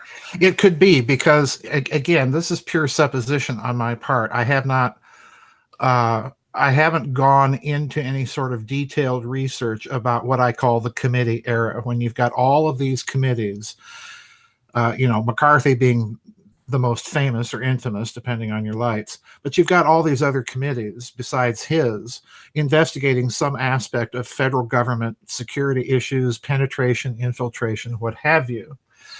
And the way it looks to me, Daniel, is you've got two factions of the deep state squaring off against each other. You've got the leftover, holdover Franklin Delano Roosevelt, New Deal, ultra progressive, radical left people, like, some of them that go to prison, Alger Hiss, Owen Lattimore, all these people that McCarthy kept mentioning over and over again that were well-known security risks that were nevertheless in the government. But then you have this other group of fascists in the government. And if you look at McCarthy's hearings particularly, I mean, if you look at them objectively without all of the hoopla that has been spun ever since, he's on to something, and he's getting his information from somewhere. Yes. And now it's coming out that a lot of his cases were being mentioned in the Venona transcript. So I'm wondering, was somebody in the U.S. Army Signals Intelligence Division passing along some of this intelligence to him? Was that the reason that he was set up by Sherman Adams and Eisenhower and people in the Army to shut that link down? Wow. I don't know. But to me, this whole committee era, you've got investigations of the mafia. And of course, they were crucial to the Allied landings in Italy. You have all of these investigations of the mafia. You've got the Kennedys involved with that. You've got the Kennedys involved with McCarthy's committee. So it's looking to me, just supposing a working hypothesis without going into any details, which I haven't done yet, but it's looking to me like during this committee era, you've got these two factions are squaring off against each other. And, it's a battle royale, quite literally. And it never really... it never resolves. It never resolves, precisely. It just stops. And it's fascinating because one of the things that it forces people like J. Edgar Hoover to do is admit that there is a mafia. Yeah, that's step one. Yeah, admit that there's a mafia. You clearly had somebody in the State Department feeding McCarthy information prior to his Wheeling, West Virginia speech. And if you investigate McCarthy, he's like all politicians, as far as I'm concerned. He's a shameless opportunist. Right. But if you investigate McCarthy, you go back to Wisconsin and you discover that some of his big financiers were very, very, very right-wing. Let's say sliding into the fascist sort of mentality. So something's going on here. Yeah, right. Well, it's interesting because I think in his kind of history books and the way it's portrayed, and if we ever have seen these documentaries, some even very good about World War II, they don't understand the follow-up period at all because they think the Nazis are vanquished and that's it. Right. That's the big mistake. Huge mistake. As we find out in your work, because you have this whole post-war Nazi international that has a platform of power, but they no longer are operating on the world stage directly from Germany. Right, exactly. You have several platforms of power for these people. Latin America being the obvious one, but they continue to maintain their contacts in Europe. I mean, I find it actuarially impossible that the structure of the current European Union should look almost point by point exactly like the Nazi plan for a European Union that was drafted in 1942 that would leave Germany in charge of everything. And, oh, golly, who's in charge of the European Union right now? And why is the rest of Europe upset about it? You know? So thank you, Angela. You've got another base of power in Taiwan for this group of people. They're very tightly connected with the Kuomintang government of Chiang Kai-shek and then his successors after the war. So, you know, they're everywhere. They're in nationalist Spain, and, you know, Otto Skorzeny is hosting terrorist summits with radical Muslim groups. Wow. Muammar Gaddafi and Yasser Arafat are attendees at his, I think it was 1967 summit conference in Barcelona. So, you know, it's just bizarre. You've got Nazis on the ground in the overthrow of King Farouk in Egypt. You know, everybody says that was the CIA. Well, who are the boots on the ground? Right. And that's the important part of the story. And, you know, I think when you look at all of this whole, you get to President Eisenhower, and he's certainly aware of some of this. And when he leaves office, he gives that now famous military-industrial complex speech. Right. I remember as a 4-year-old boy watching that. Who's this old guy interrupting my cartoons? And which was basically the way I thought of it then. But and my dad, you know, hush, hush, that's the president. He's saying something important, you know. But I've always thought that Eisenhower was not warning just of our military-industrial complex, because he's in a position to know some of these networked connections to this post-war Nazi group. I think he's also trying to warn us about that. And I wouldn't be a bit surprised that, you know, when he's talking to President-elect Kennedy in the Oval Office, or, you know, after the inauguration, that he's privately passing along some of this information to President Kennedy. Wouldn't surprise me at all. Well, it's interesting because Eisenhower had his own problems with the CIA. Oh, yes. Yeah. Oh, yes. No question. Yeah. And Kennedy, though, is a real public battle with the intelligence agencies. Yes. And it makes you wonder, because here's somebody who's stepping in and really interrupting the plan. Yes. The power structure. And who does that sound like? It has a modern equivalent. It has a modern, yes, you know, because this is one big long arc of history. You know, it's a bit of deja vu. You know, we've been here before. Exactly. But one thing I wanted to mention, since you brought up Eisenhower there, is I want to talk about his vice president for a minute or two. Must we? Did you watch the movie yet? I did. Good for you. Yeah. Wasn't that fun? Wow. Yeah, wow. This is an incredible movie, and we're going to clue everyone in about what that is, too. And I think whoever wrote that, we should find out, because they had incredible information. Well, I can tell you who wrote it. Okay, yeah. Well, let's mention what the movie is. Go ahead. Well, the movie is a one-act play that was made into a movie by Robert Altman. It's not one of his better-known films, but it is absolutely the film about the Watergate era to watch.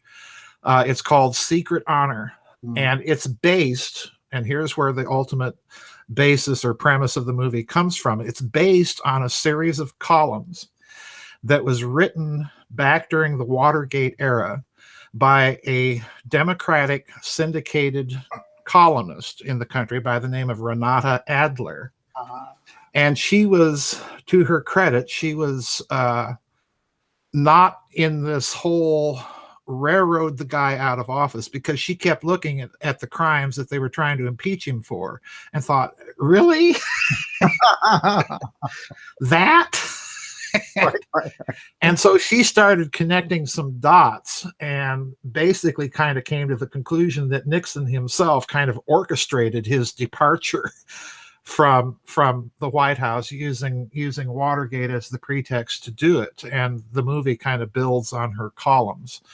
She rocketed right out of the syndicated columnist business, by the way, for writing those columns. But I've got her book.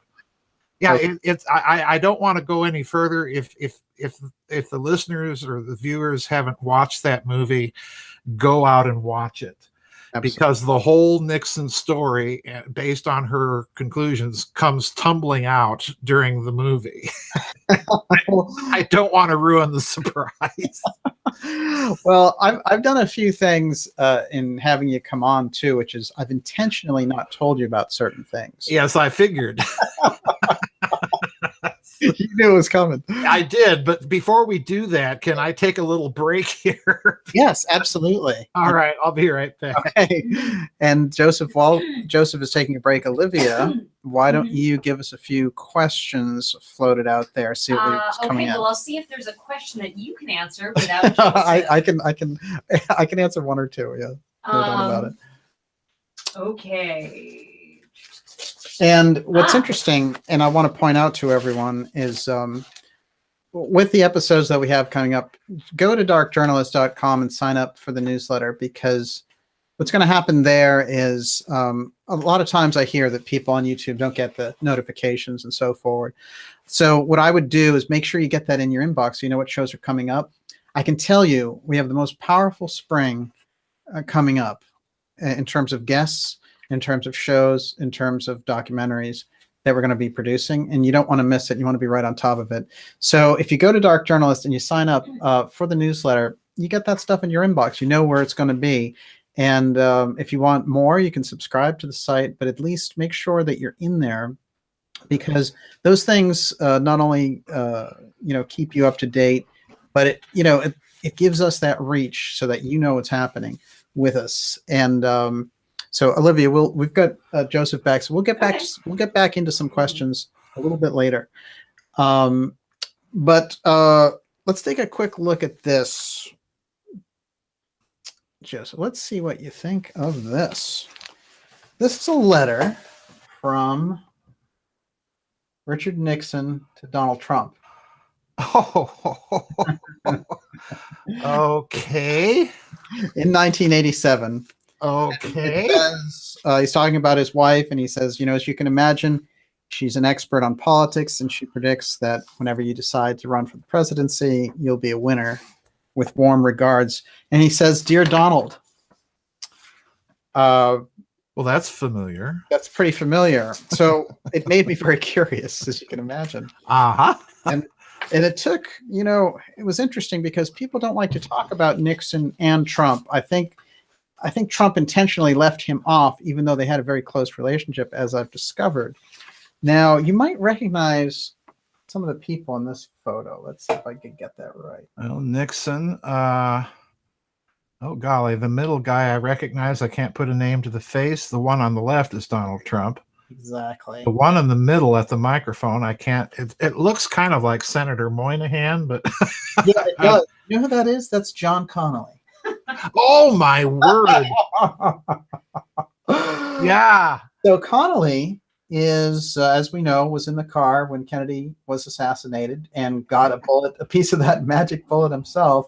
Yep. And he helped LBJ set up the trip to Texas. Yes. Now, Nixon's getting flown around in Trump's private jet.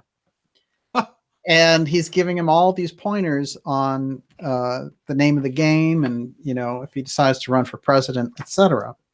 So quite a connection with Nixon and Trump that beforehand, I don't think anybody knew anything about it. No. And those are all, it's like a National Archives thing. This comes from an old episode of the New York Times, oddly enough, and the Houston Chronicle. So it's not, something that somebody dreamed up with Photoshop.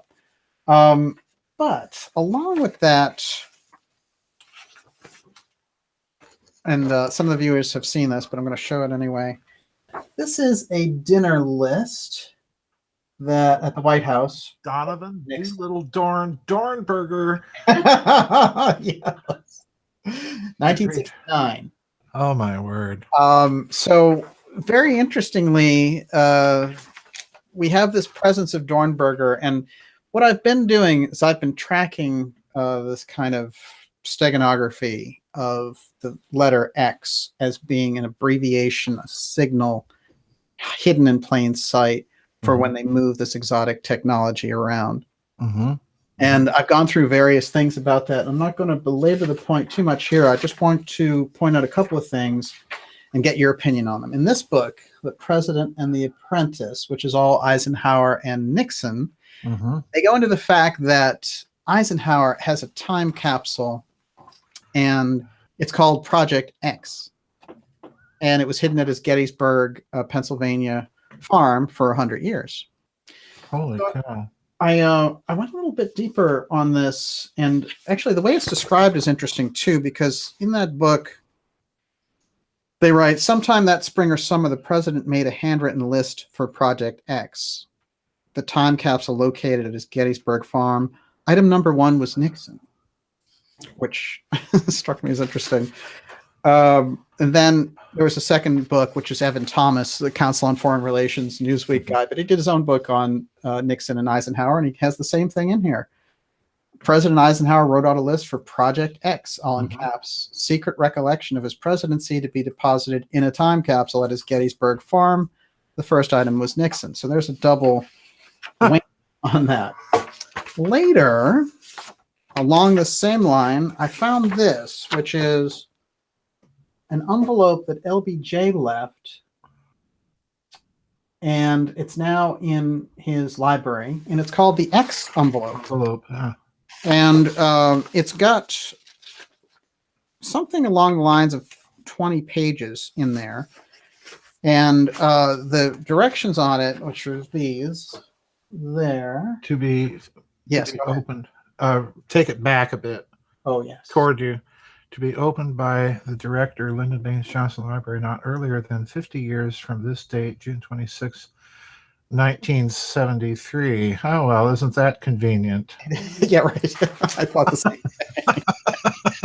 And I'll tell you, there's a little addendum in there, and it says, if he decides at 2023 it still shouldn't be released, he can wait another 25 years. So, now what's interesting is in 1994, because there was all this Nixon stuff coming out, and somebody thought this was related to kind of like an October surprise scenario that happened during the Johnson administration with Nixon, where Nixon tried to negotiate peace behind his back.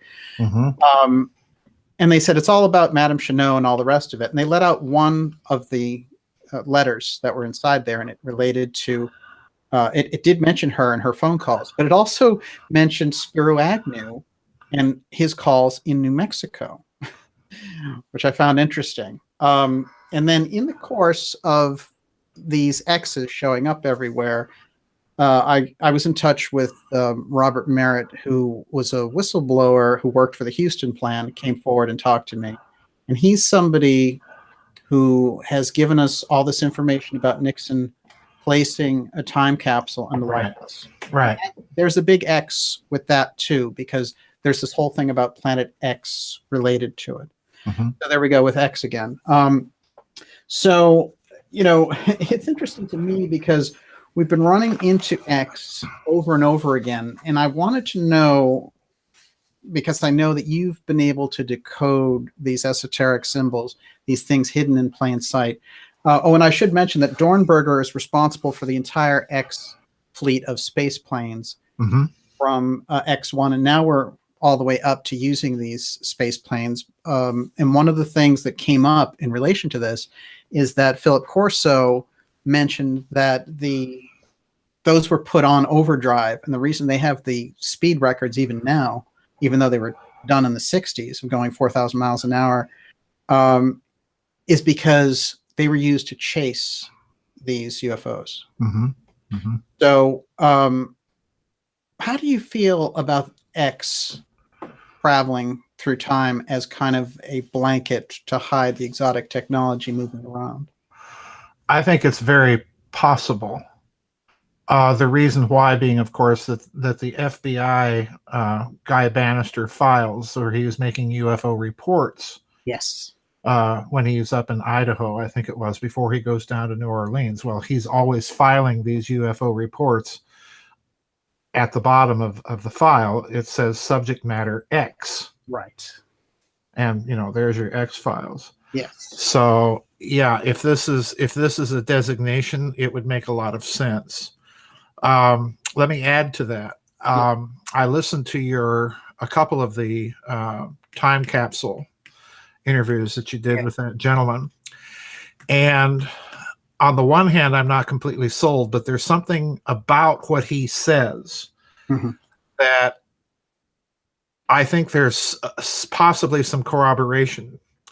Because again, in those Cooper Cantwheel Majestic 12 documents, one of them alludes to the fact, well, it doesn't allude, it just comes right out and says that President Nixon turned the whole Majestic 12, Magic 12 UFO program over to the corporations. In other words, he simply privatized it. Right. He got rid of it. So if Nixon is doing something similar to Eisenhower and Johnson, that would be the way to do it. The real question for me is why would presidents do this and do it in such a way that, you know, they're going to be long gone by the time these things are supposedly opened?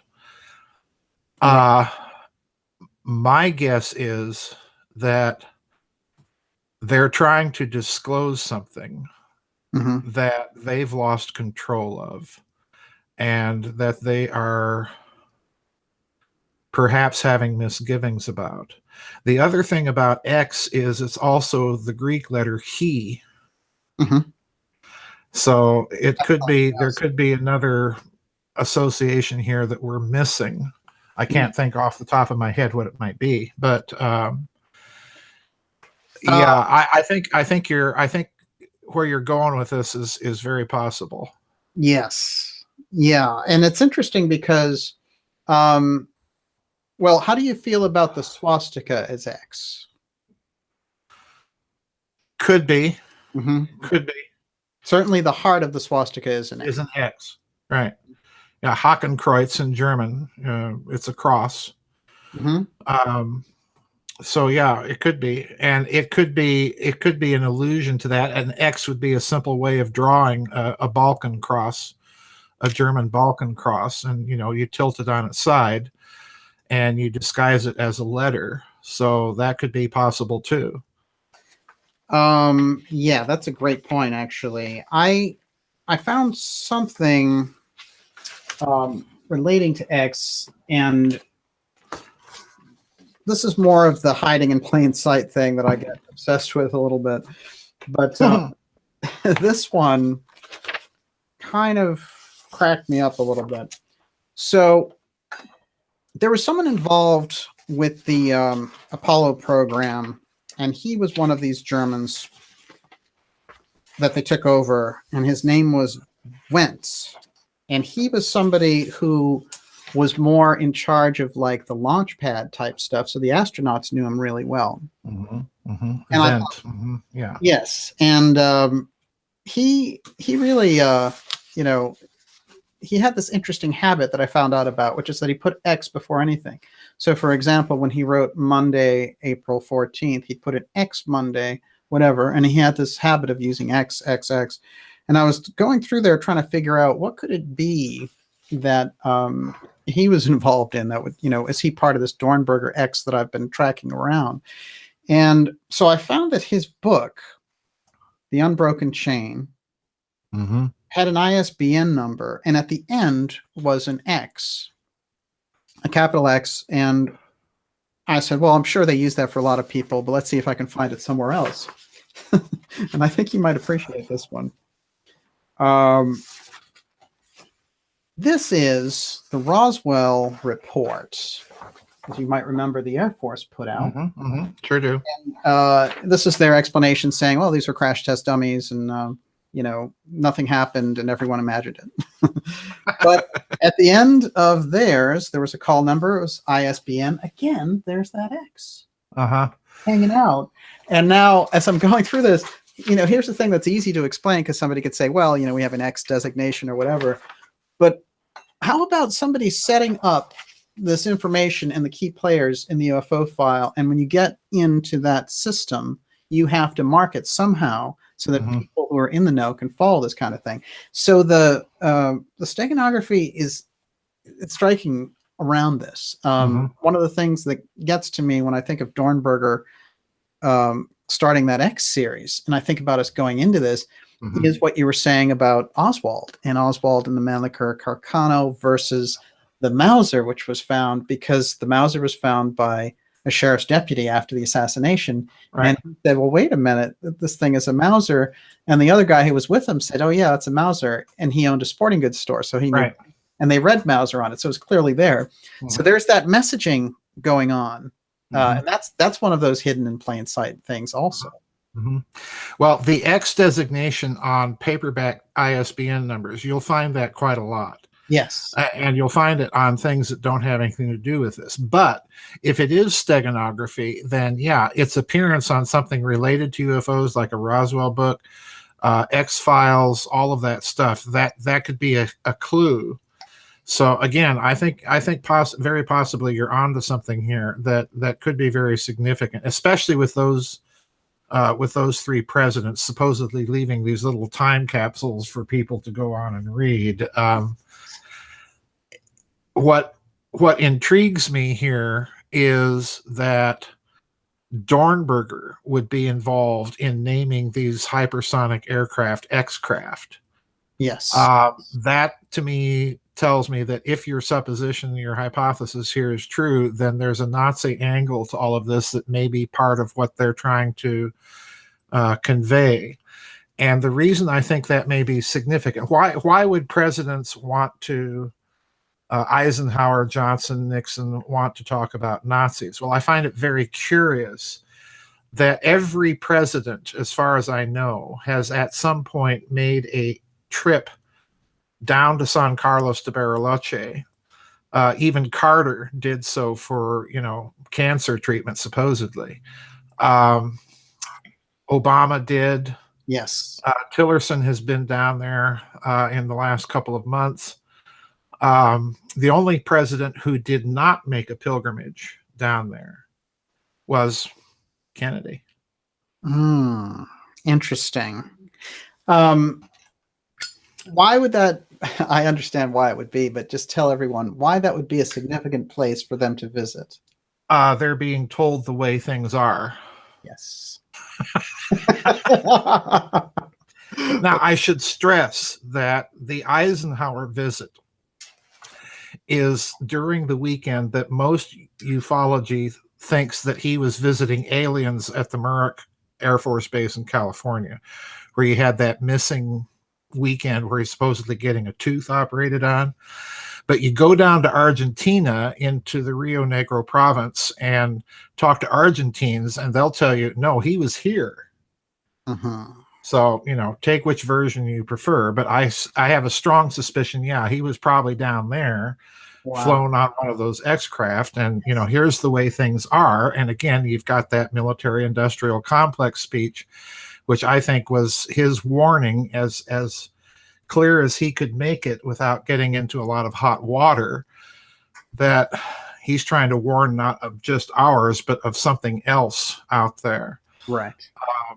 He's being coy. And then you have Eisenhower's very famous interviews in the immediate aftermath of the murder of President Kennedy, where he over and over is being asked by a reporter, well, what do you think of of this, and Eisenhower's response is telltale. He says the American people will not be stampeded. Why is he saying that? It's really, yeah. That's so odd. What does that have to do with anything? Yeah, Right. well, exactly. What he's really saying is, don't believe the explanations they're going to give you. Don't be stampeded. How could an assassin that they had in custody and then who gets killed stampede anybody? Right.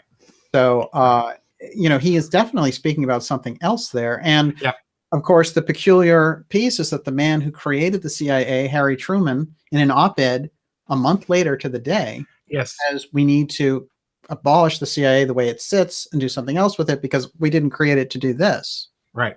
Exactly. And now there's an interesting story that is told by Truman's aide in his biography saying that night that it got printed, Dulles showed up in St. Louis at Truman's home and asked him to retract it. I believe it. Yeah. I believe it. There's so much going on there, particularly with Truman.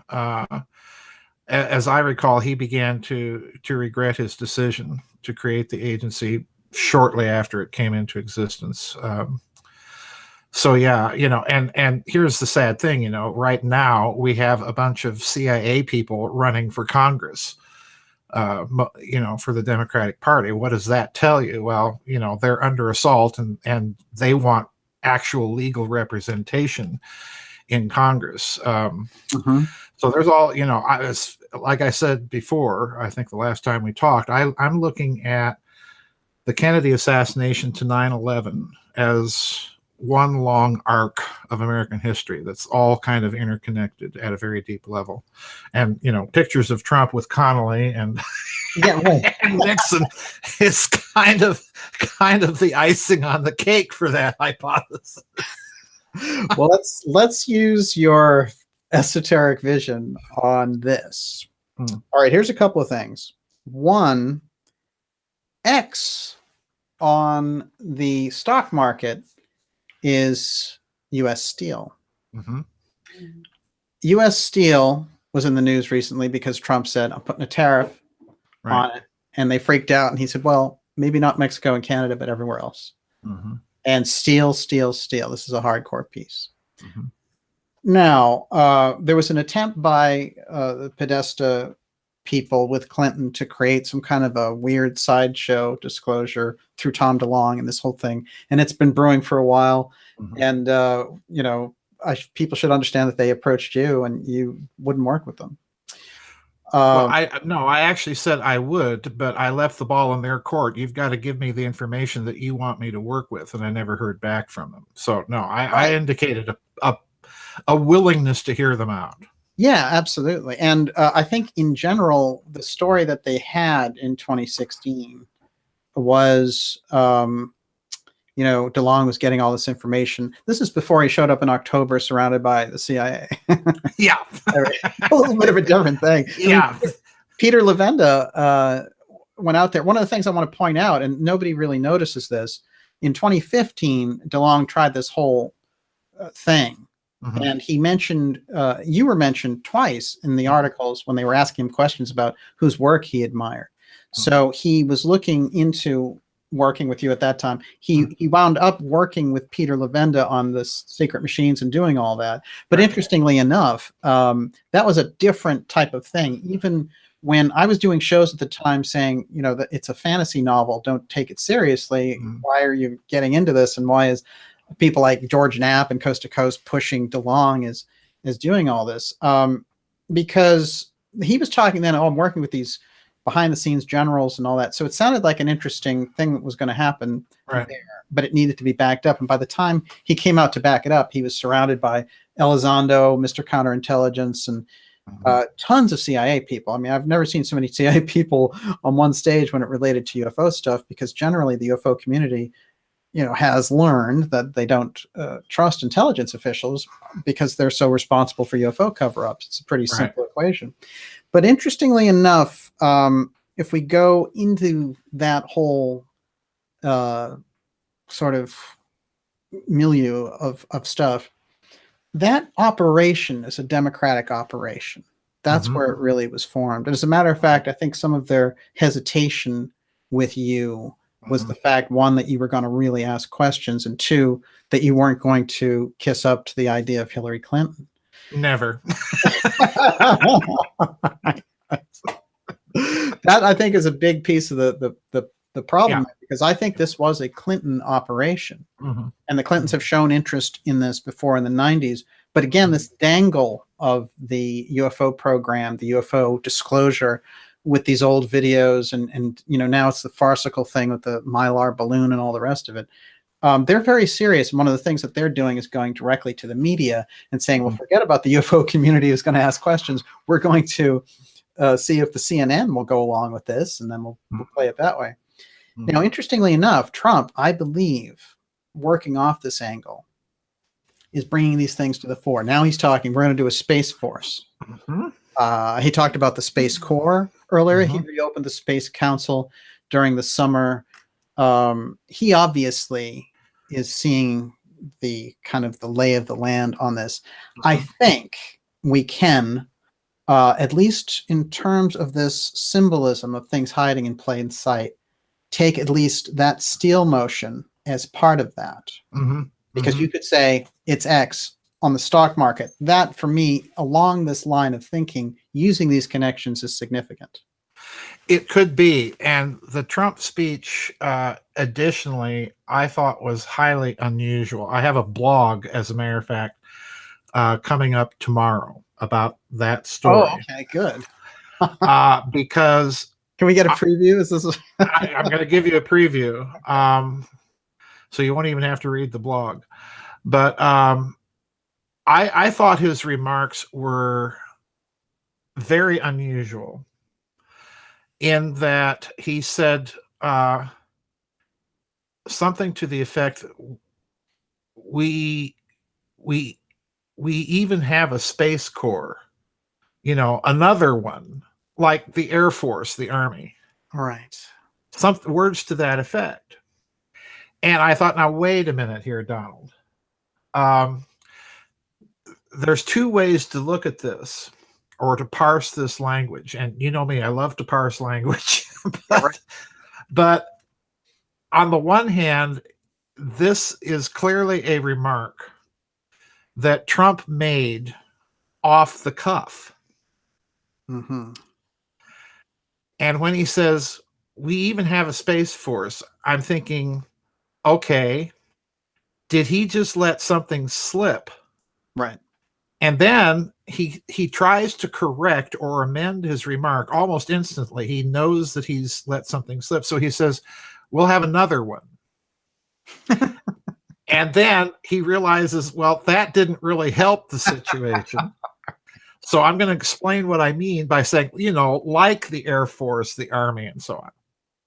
Now, I thought, okay, he's just let something slip, or he's just sent a very deliberate message, and he's a smooth enough operator that he can pull off a supposed off-the-cuff remark where he supposedly let something slip, but do it in such a way that he's sending a message for people. Right. And I think it's probably the latter. I mean, we're not dealing with a dummy here. So, right. Exactly. if he's hanging around with the likes of John Connally and Richard Nixon, no, we're not dealing with a dummy. So I think that speech was very significant. And I think when you put it into the context of Vladimir Putin, doing his speech, we've got all of these wonderful missiles and they can modify their flight path and hit anywhere on Earth. What on Earth? Yeah. What is that? Okay. What I think Trump's message was, okay, you've got your missiles. We've got this. Right. We've got the UFO file. Yeah, we've got the UFO file. You want to mess with that? Yeah, you want to mess with that. So, there's a geopolitical context, in other words, to his remarks that I think people need to remember and bear in mind when you look at what he's doing, which half the time he can't figure out what he's doing. Which again, I think is the way he likes it. But yeah, I think those were very, very significant remarks. And again, I think that this off the books X subject technology, your hypothesis here, Yes. I think it's now, if my supposition about his remarks there is true, then this is a thing that has now been injected in a very subtle way that most people are not aware of into the geopolitics that's taking place right now. Absolutely. Wow. I think absolutely when you look at Trump doesn't like to be out of the loop. He figured he's the most powerful man in the world. And there are these people dangling this disclosure thing over here, and somewhere deep in the Department of Defense, they're denying that they even let that video out. And Elizondo says, at first, oh, it was mine, it's not mine. No, it was secret, not secret. You can't get a straight answer out of him. And unfortunately, nobody who's around for some reason wants to challenge him on anything. Right.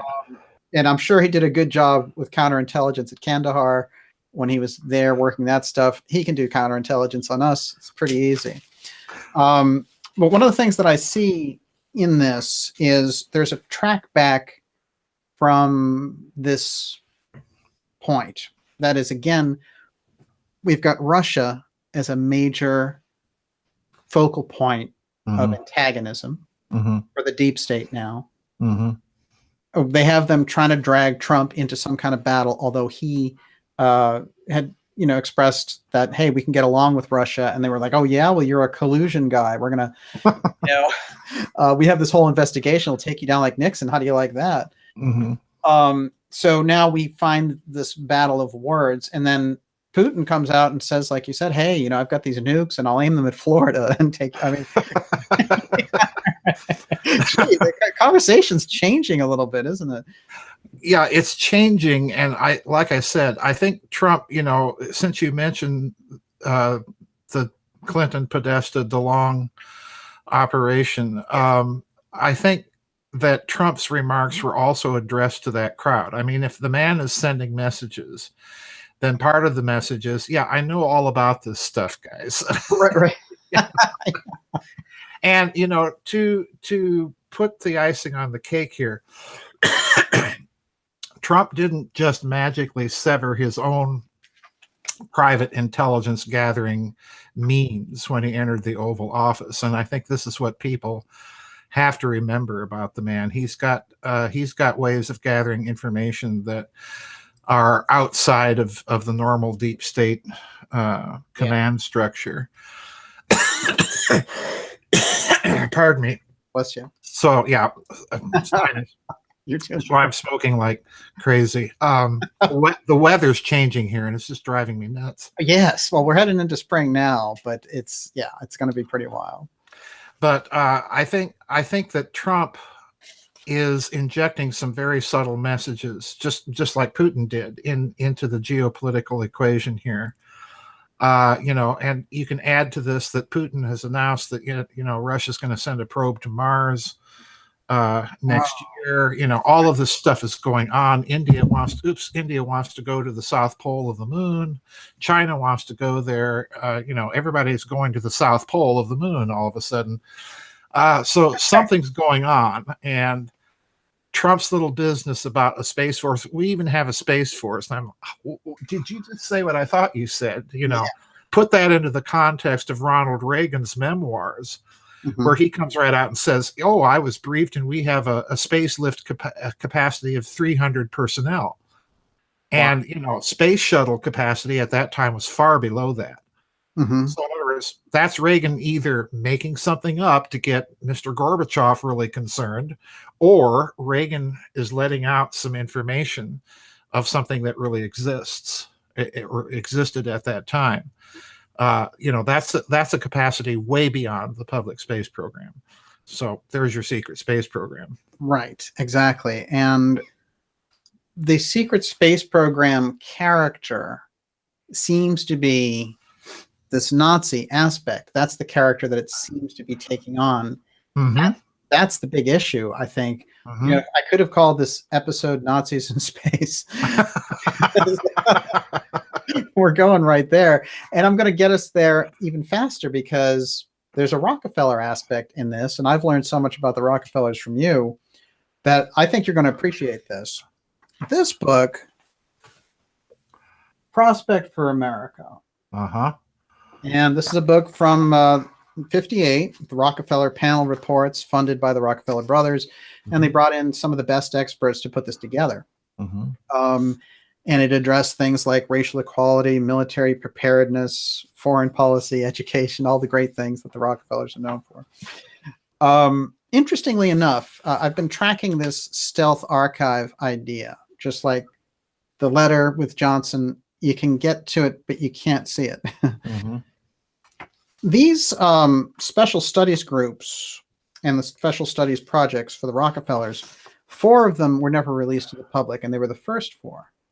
The rest of them came out and were released in articles, and the New York Times had them on the homepage, on the front page back then, and they had a big impact. As a matter of fact, supposedly they made Eisenhower feel more hawkish because they were warning him, oh, the Soviets are doing this, the Soviets are doing that. But I'm having a pretty major hunch when I'm doing this with the Special Studies Project that those first 4 meetings related to the UFO file. And so I started to go into this a little bit. I found out a few interesting things. One of them is that this book, I pointed out when we started the show, is UFO Crash. It's an unusual book by Bill Steinman, who Wendell Stevens co-wrote it with him. Right. But Steinman was a guy who did really hardcore research and then got off the scene completely into something else. So he wasn't one of these people who were just hanging around on the UFO thing and hoping for something. He really wanted to research it and get out. So he came into this conversation when he was tracking down who was handling this material and trying to re-engineer it. And he came to a guy named Dr. Eric Wang. And Wang is somebody who was working out of Kirtland Air Force Base and all these stories about Kirtland and the UFO file. Now, he died in 60, but Steinman tracked down Wang's widow. And at first, Wang's widow was a little standoffish and all the rest of it. But Wang's widow eventually said to him, well, you know, he was working on that stuff. It was so secret. And, you know, his boss was Henry Kissinger. As a matter of fact, Kissinger used to be over the house all the time talking to him because they had the Special Studies Project on. Wang was in charge of that aspect of the Special Studies Project, and Kissinger was his boss. Oh, my. So we have kind of a missing chapter there that people forgot to link those dots or connect them. And, you know, we've been lucky. People like Steinman and Grant Cameron has a story about this, which is Steinman afterwards. This other researcher calls him up and recounts his conversation with Wang. And he says, how did you know that? And he says, well, the CIA is tapping her phone and they had your whole conversation and they've been helping me along, basically. So there was a major aspect there that was missed. But I do feel that this whole thing about Wang is significant. Now, when you go into the Special Studies Project and the Prospect for America book that came out of it, Kissinger is the head of that Special Studies Project by their own writings, they say so. And the Rockefellers loved him. You know, he was one of their main people. Now, moving all this around, when I was doing the research on Dornberger, and I thought about something that you had said about McCloy and how he had gotten Dornberger out of being heading to the gallows at Nuremberg. Well, McCloy was Rockefeller's man. Yes. So can you tell us a little bit about that? Well, McCloy comes out of the law firm, Wall Street law firm of Sullivan Cromwell, along with Allen Dulles and John Foster Dulles. And both of them, of course, end up in the Eisenhower administration.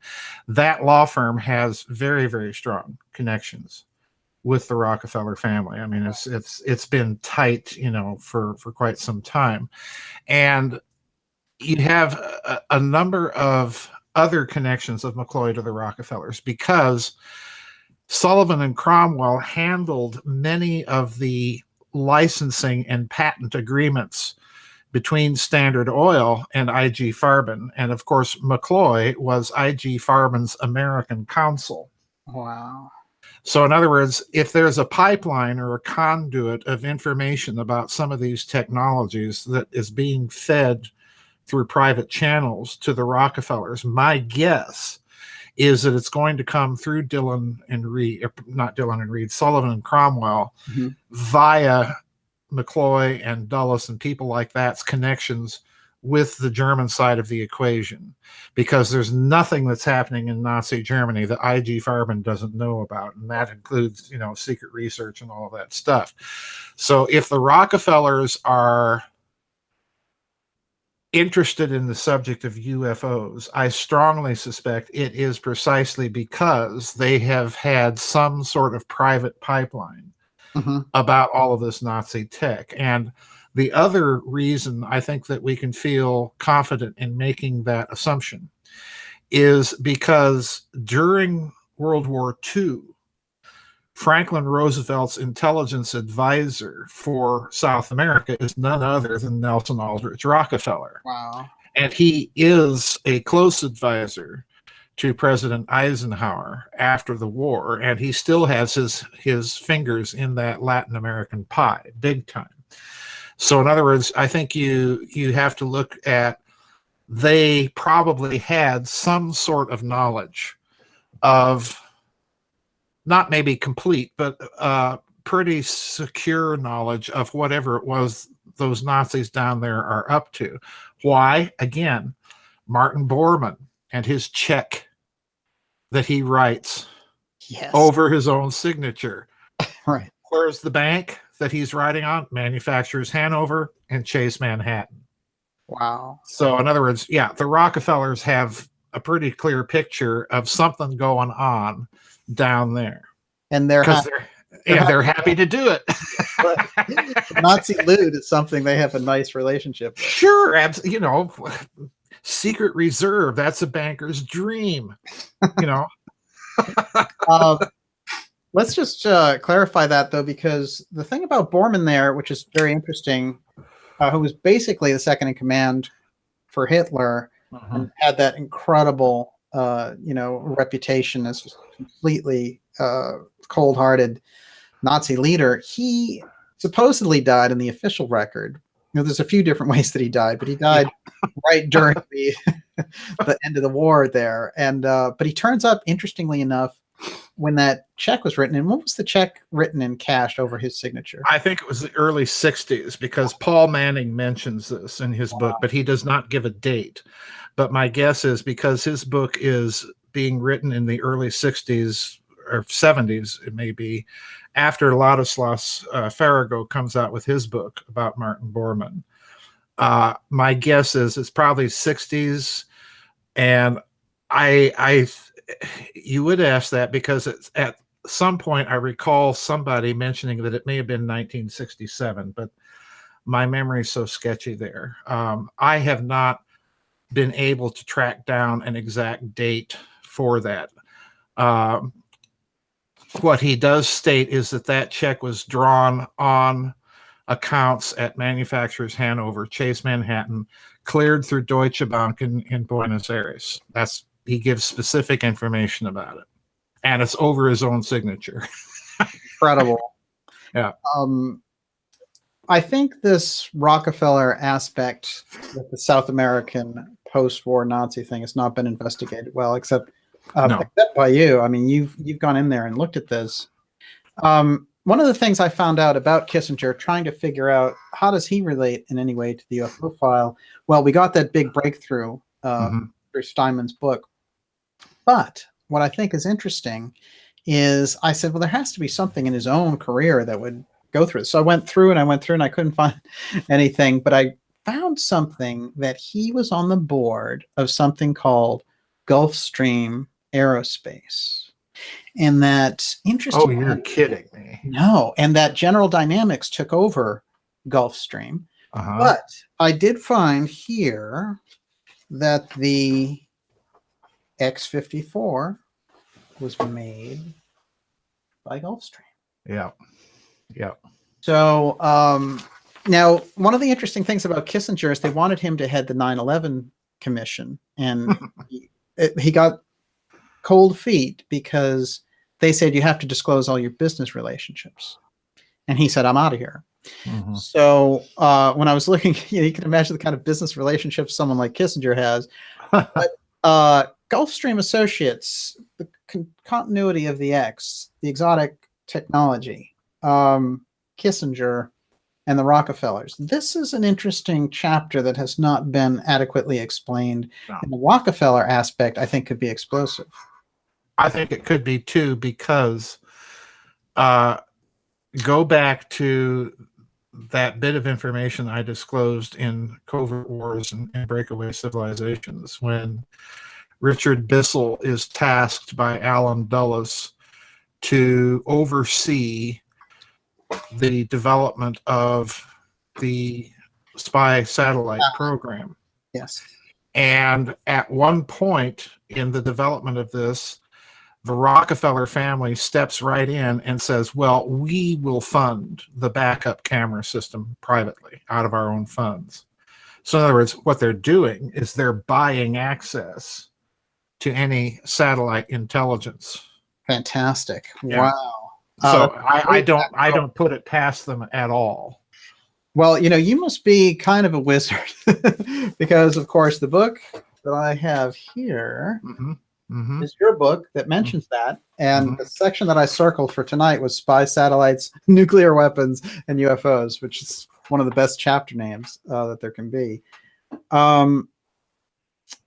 You've got a series of incidents here. The Minot one is particularly interesting because do you want to go into this whole UFOs buzzing the nuclear site? Okay. What's going on there? Most of that material is drawn from an excellent book by Robert Hastings called UFOs and Nukes. It's about a 500-page book, and if you don't have it, get it, because it's just really a good book. The Minot incident was occurred in the 70s, and I've actually been to that air base. I did drywalling there, believe it or not. But anyway, careers of Joseph Farrell. Yes, the many hats of Farrell. But anyway, that air base, if you go to that part of North Dakota, from Minot up to the Canadian border, there's all of these very strange installations, missile silos. You can actually see the fenced-in areas of the missile silos and so on and so forth.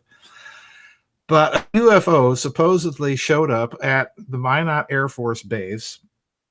And of course, it set off all the alarms. And the UFO apparently took down a flight of ICBMs, Minutemen ICBMs, which immediately right there, that's a national security issue, folks. I mean, if the Soviet Union launched right then, we wouldn't have been.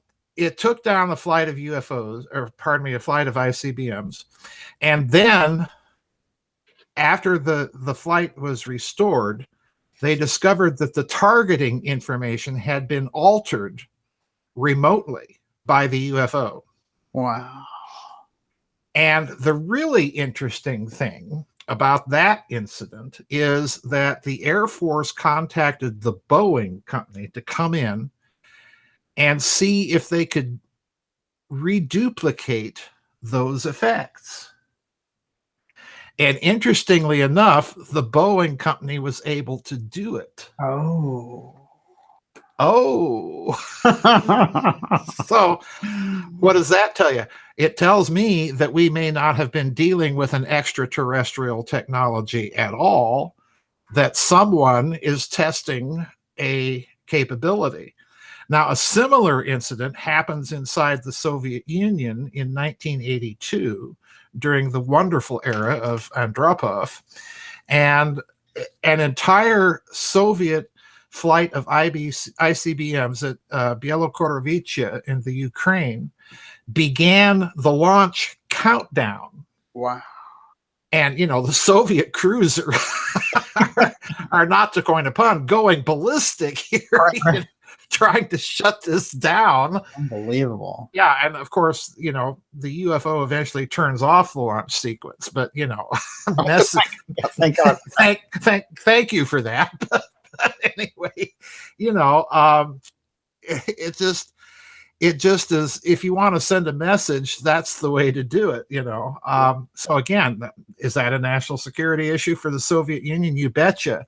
And it's interesting that Andropov, I think probably as a consequence of that incident, immediately had the KGB, the GRU, the Red Army, the Red Air Force, the Red Navy. He created a huge bureaucracy to centralize all UFO reports for the Soviet Union. Right. I mean, they took that very, very. You can't blame them. Yeah. You know? No, I remember you telling me that and me thinking, yeah, Andropov was a serious intelligence player. Oh, yeah. Yeah. Yeah. Intel. Mhm. I like what you're pointing out here, though, which is particularly significant, that the ET that we're dealing with in this case is not extraterrestrial.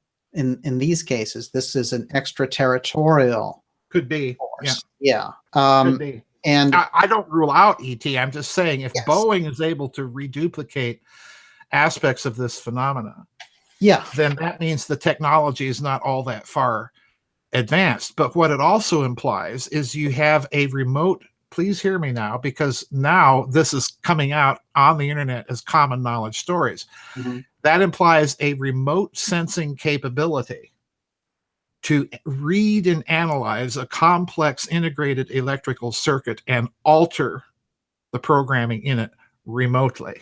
Mm. And, you know, now this technology, we're hearing about this every day. Back in the 70s, Not so much. not so much. Well, that's fascinating, actually. If you really think about it, well, you're looking at it in the proper way, the way I'm thinking about this, because people often say, was it ours or was it theirs? Meaning, was it an ET craft or was it an American advanced spy plane or whatever? But you're suggesting also a third player in here. Mhm. There's an extraterritorial player Mhm. who has the ability to lay its technology out there Yes. when it wants to do these tests and elude us. Right. Right. This force, this extraterritorial force, this would be, in your work, linked to the post-war fascist international that Right. survived the Nazi part with some of their technology, with some of their loot, and Mhm. continued predominantly in South America, but that could they could be all over the world now. Right. Right. Absolutely. I think that is absolutely the case because, again, let's go to 9/11. Shortly before 9/11, in July of that year, I believe it was, a Russian economist, and this was mentioned by Jim Marrs in his one of his very first 9/11 books, by the name of Tatiana Koryagina, published an article in Pravda. Take it for what that's worth. I mean, Pravda is like, you know, the National Enquirer, but Sometimes they come through, right? yeah, sometimes they come through.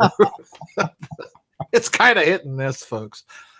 But she did publish this article in which she predicted that the United States would suffer massive terrorist attacks on its own soil, but this attack would come from an international group, were her words, that had funding in the excess of $300 trillion, and that they were doing these things to remake the world the way they wanted it to be. Now, she did not specify what that international group was, but when you put her remarks with Sergei Glaziev's remarks about our problem isn't the Nazis in Kiev, our problem's the Nazis in Washington. Right, yeah. Yeah, the Russians are sending us, you know, these little clues, and nobody is taking them seriously. I take them very, very seriously. Absolutely. What's the messaging then with Putin and these incredible supercalifragilistic nuclear weapons that he has now, and him coming out and boasting about it? What is going on there? I think what Putin is trying to do is say that your missile defense systems, at least the ones that we've deployed in Romania, Poland, and so on, are pretty much useless to be able to track these types of things. Mm-hmm. Because what we're dealing with these missiles is that these are not traditional ballistic missiles at all. These things can be modified in flight, and they can take any trajectory that they wish them to take. In other words, they can fly missiles over the South Pole and up, and just all sorts of stuff. And in addition to that, of course, these are MIRV missiles, and the MIRV reentry vehicles themselves have the capability of being modified in mid-flight. So in other words, this is a tracking nightmare, and you throw into that mixture all of the countermeasures that ICBMs would have to throw off tracking, chaff, basically, dummy warheads, and so on. Mm-hmm. When you throw all that into the mixture, what Putin is trying to say is, your missile defense systems are essentially worthless now. And by the way, let's not forget the Donald Cook incident, folks. We can turn off your systems at the push of a button. Incredible. Yeah, that was something I think that really was a demonstration. Oh, absolutely. Yeah, absolutely. One of the things that I found interesting about Putin's statements is that it came on the heels of these two very unusual tripping the alarm there with the missile alarms, people in Hawaii thinking that they were being bombed. And then that happened in Japan. Do you think that they're related? Absolutely. I think they're related. I give a little credence to the idea that some people have advanced that this was not accidental, that this was something designed to trigger a document dump. I've heard stories, I haven't been able to verify this, that the Clintons were there in Hawaii along with Huma Abedin when this happened. Mm-hmm. And, one version of that theory, again, without any substantiation, was that they were there to recover some information. The missile thing happened. I have had other people send me materials. Again, I haven't blogged about it because it's not substantiated to my satisfaction, that there was an actual missile launch, mm-hmm. and that it was shot down. I've seen some suggestive videos, but again, you can Photoshop anything. Sure. But what I don't believe is that a guy accidentally pressed the wrong button and triggered an alert. No. No. Yeah. Something was going on. Something was going on. It's fascinating. And I follow, when you do the blogs on these, this is where, that information that you're sifting through and you're starting to add things up. And I want to recommend people go to GizaDeathStar.com and stay up to date with the blogs that you put out there, because that kind of information and the thing about the missiles are such a weird test. It's such a weird kind of ghost false flag in a way. Mm-hmm. And you can get a lot of information. Company scanning that can get a lot of information about how people react, etc. Absolutely. Yeah. Absolutely. One of the things I wanted to point out is to bring this whole conversation around the danger of the space part not being very well known, basically, mm-hmm. and us being largely in the dark about the secret space program and about the UFO file, and the danger of the CIA, which represents largely this holdover mm-hmm. in its inception of this post-war Nazi influence, that going into space. And, I've made a series of videos about continuity of government rules going into space through the secret space program and creating that untrackability and all the rest of it. How dangerous is this situation in 2018 that we even have Trump sort of going off the cuff and talking about a space force, and we have the CIA engaged in kind of a mock New York Times disclosure thing? How dangerous are these factors? I think it's very dangerous. I look at this whole post-election thing as being a protracted conflict between elements of the deep state. I really do. That's still my model. What makes it particularly dangerous is that they don't have, as far as I can tell, anything to hold over Trump. Right. You know, and in a certain sense, that makes him very dangerous because he does not have to be beholden to their suggestions and so on and so forth. I look at the response to him as being even more dangerous, because I see the wheels on the train of the left just kind of flying off. You know, they're the wheels are flying off the train. No question. And, you know, to me, that's also very, very dangerous. One party's in meltdown and the other party is out to lunch, you know. Right. Well, the Democrats don't even have a leading figure to take Clinton's place. No, they don't. And now they're running all these CIA people for Congress. Yeah, there you go. And I'm thinking, now, wait a minute here, guys. Yeah. You know, what about all those laws about lobbying? And so we're going to do it directly now. I think it's a measure of the pressure that they're under from somewhere, somehow, that they think that they've got to go in there and get enough people in Congress to stop whatever might be coming down the pike at them. The other thing that I think is very dangerous here is I have to be honest, I am utterly mystified at these staff changes that are going on. Oh, absolutely. You know, Tillerson goes down to San Carlos de Bariloche. He makes his speech about national parks. Right. Which, you know, sorry, folks, that I'm not buying that one. But anyway, and then we get this business about Trump and North Korea, you know, apparently having some sort of secret meeting while Trump is inside the Forbidden City in Beijing. Right. So it appears to me that he's conducting a lot of personal diplomacy, which I think can be very, very dangerous. Yeah.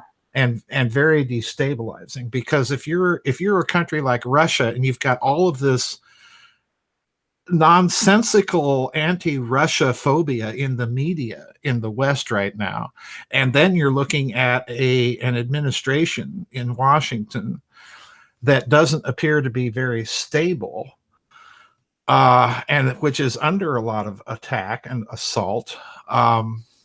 It's a very dangerous period. And then on top of this, Daniel, we're going to throw in UFOs and secret exotic technology and Trump's little statements about space forces and Putin. Oh, I've got these really cool rockets with hydrogen bombs. I know. What happened to the dialogue? Yeah. You know. Here's how we'll bomb Florida. I thought, you know, when I saw that, I said something is going on there with Putin that is, and he hadn't been seen for a while before that. So I found this whole approach of him coming out and being like the nuclear master of the world. Like, I tried to warn you how nuclear we are. You know, it didn't seem very diplomatic, and it seemed like it was a response to something. Yeah, it is a response, and it's a response. I think it's a response to this wild neocon group that seems to be running the West right now. Russia's under a lot of pressure, which is, again, it's very dangerous. You know, don't poke the stick in the bear's cage. Yeah, that makes the bear mad. You know, Hitler tried that, and yeah, right. Look where it got him. No, there's a pressure being put on from somewhere, and I can't figure out where it's coming from, but I do think that the Russians have been, for the past few years, providing us clues very deliberately. And, you know, I think what they're trying to tell us is you really need to start paying attention to this extraterritorial, whatever it is, because it's out of hand and out of control. And you can look at the election results in Europe. You get the same sense there. The Q cult, you know, is going off into wild hysteria right now. He's building an army. Yeah, I know. I'm just like, do you people realize what is being done to you? Yeah. Um, I think our interview on Q stands, and you were advanced on that right then. We came out of the gate with it, and we looked at the situation and you studied the material that came out through Q, and Q is very much, it's a marketing hub with maybe an intel backup. yeah. That's just, I mean, I'm going to get information to see how people respond to me saying, let's go all in this direction. And, really simple platitudes and not a lot of deep thinking and erratic, very erratic stuff. Very, very, very erratic stuff. And it gets crazier with each new post.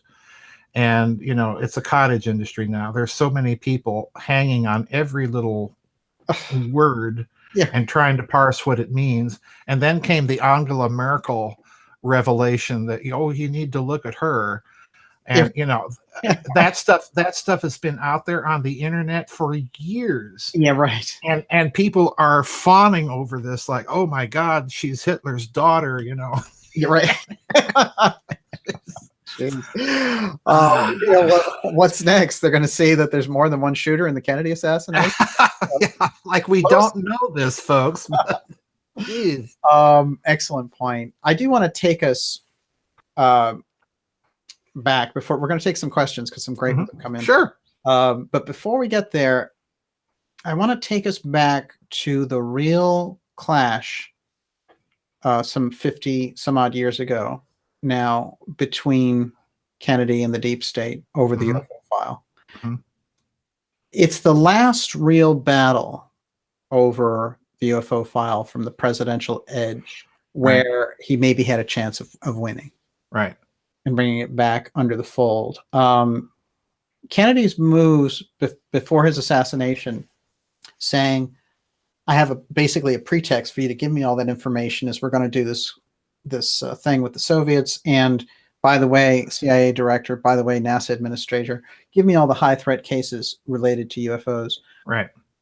Your estimation, by the time he was assassinated, how much had he gained influence and knowledge over the UFO file? I don't think that he gained very much influence, but I do think he gained a lot of knowledge.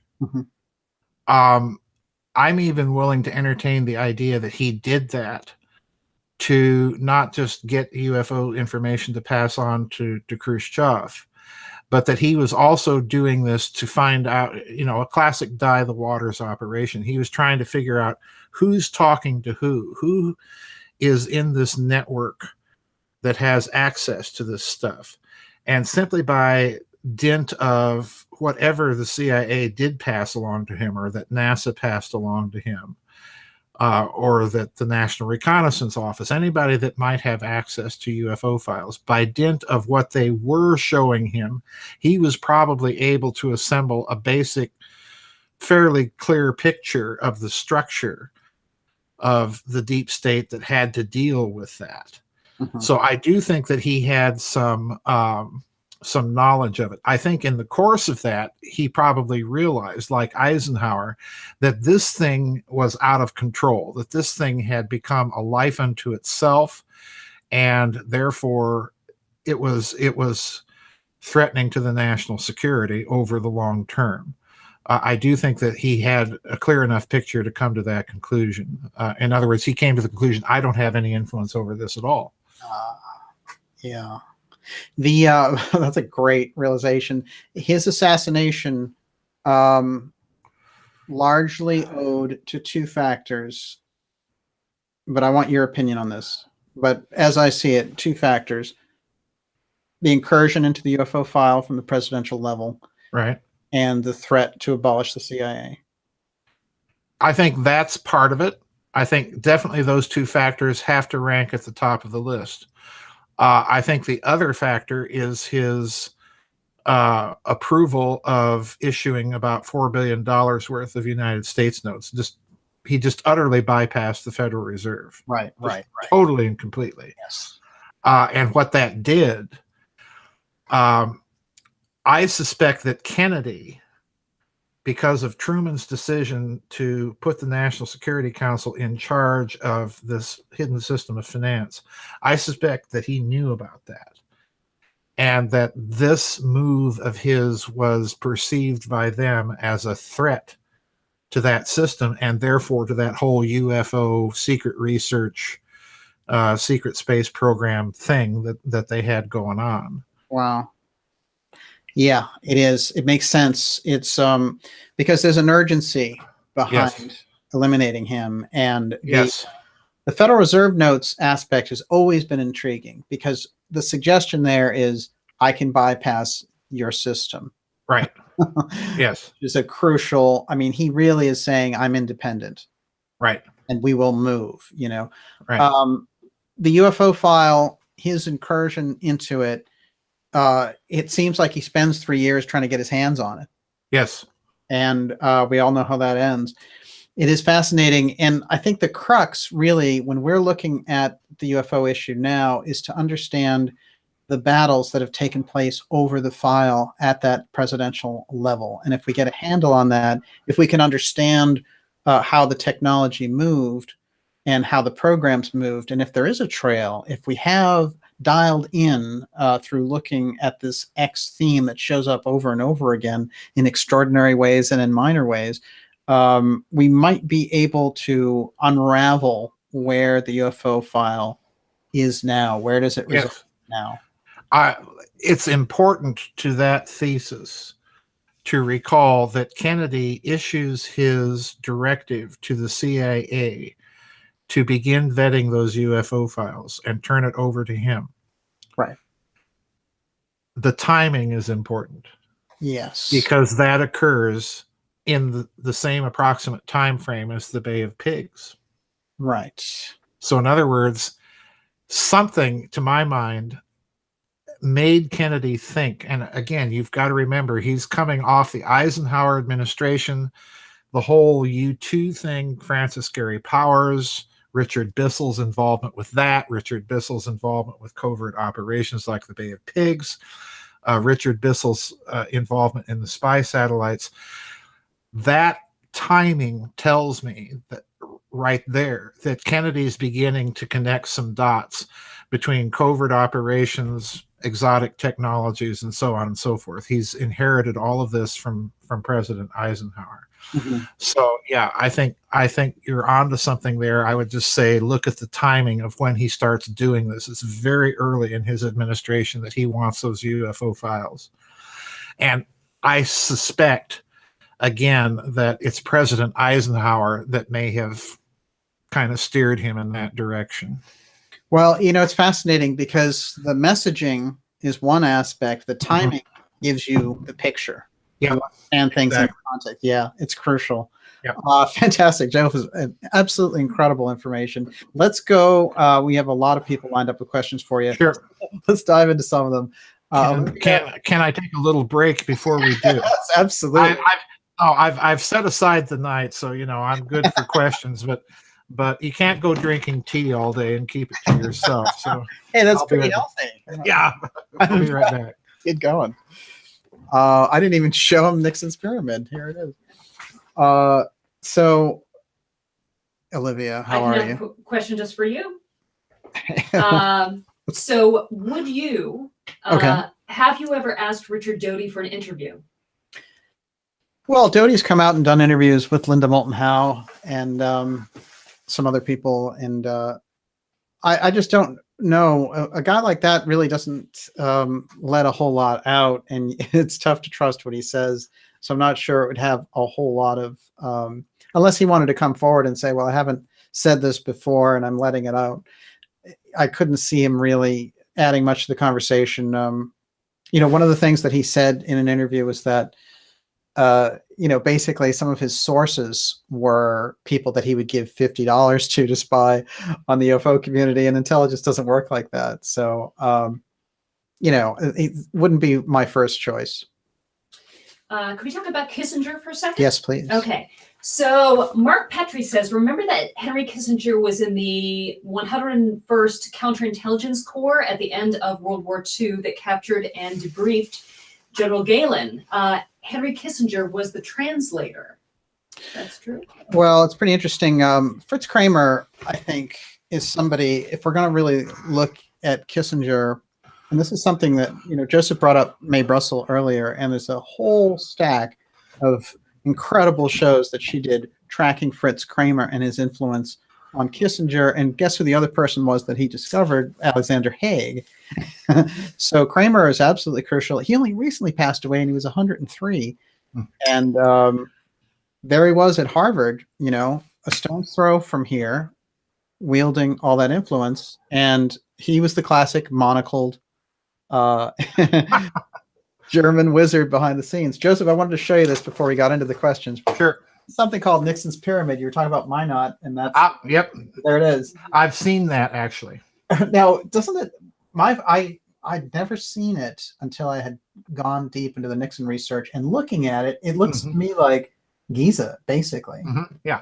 It's a phased array radar, and I actually put that picture in the Giza First Pyramid book. Because the Great Pyramid, most people don't know this, the Great Pyramid at Giza is actually slanted, the faces are slanted inward along the line of the apothem.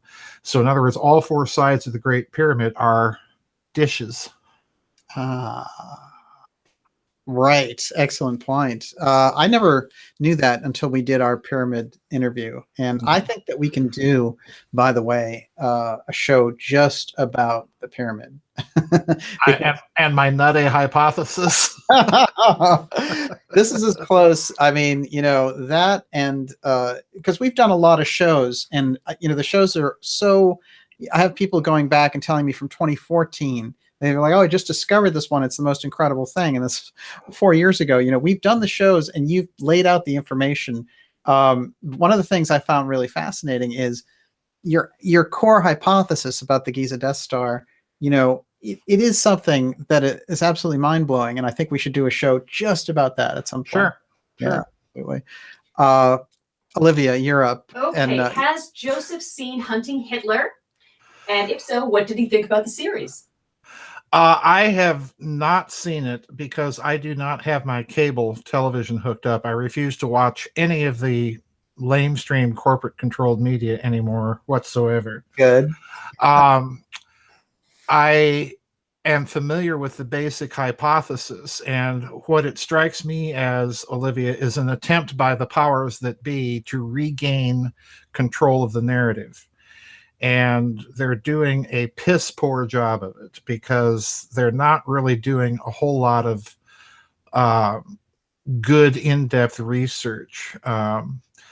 They're giving you kind of a Cliff Notes version of the researchers that are out there. You've got Peter Levenda, you've got me, you've got Harry Cooper, you've got Jerome Corsi, you've got the people that in the United Kingdom that wrote The Gray Wolf. Everybody has a different scenario of how he got out, but we're all agreed that he did.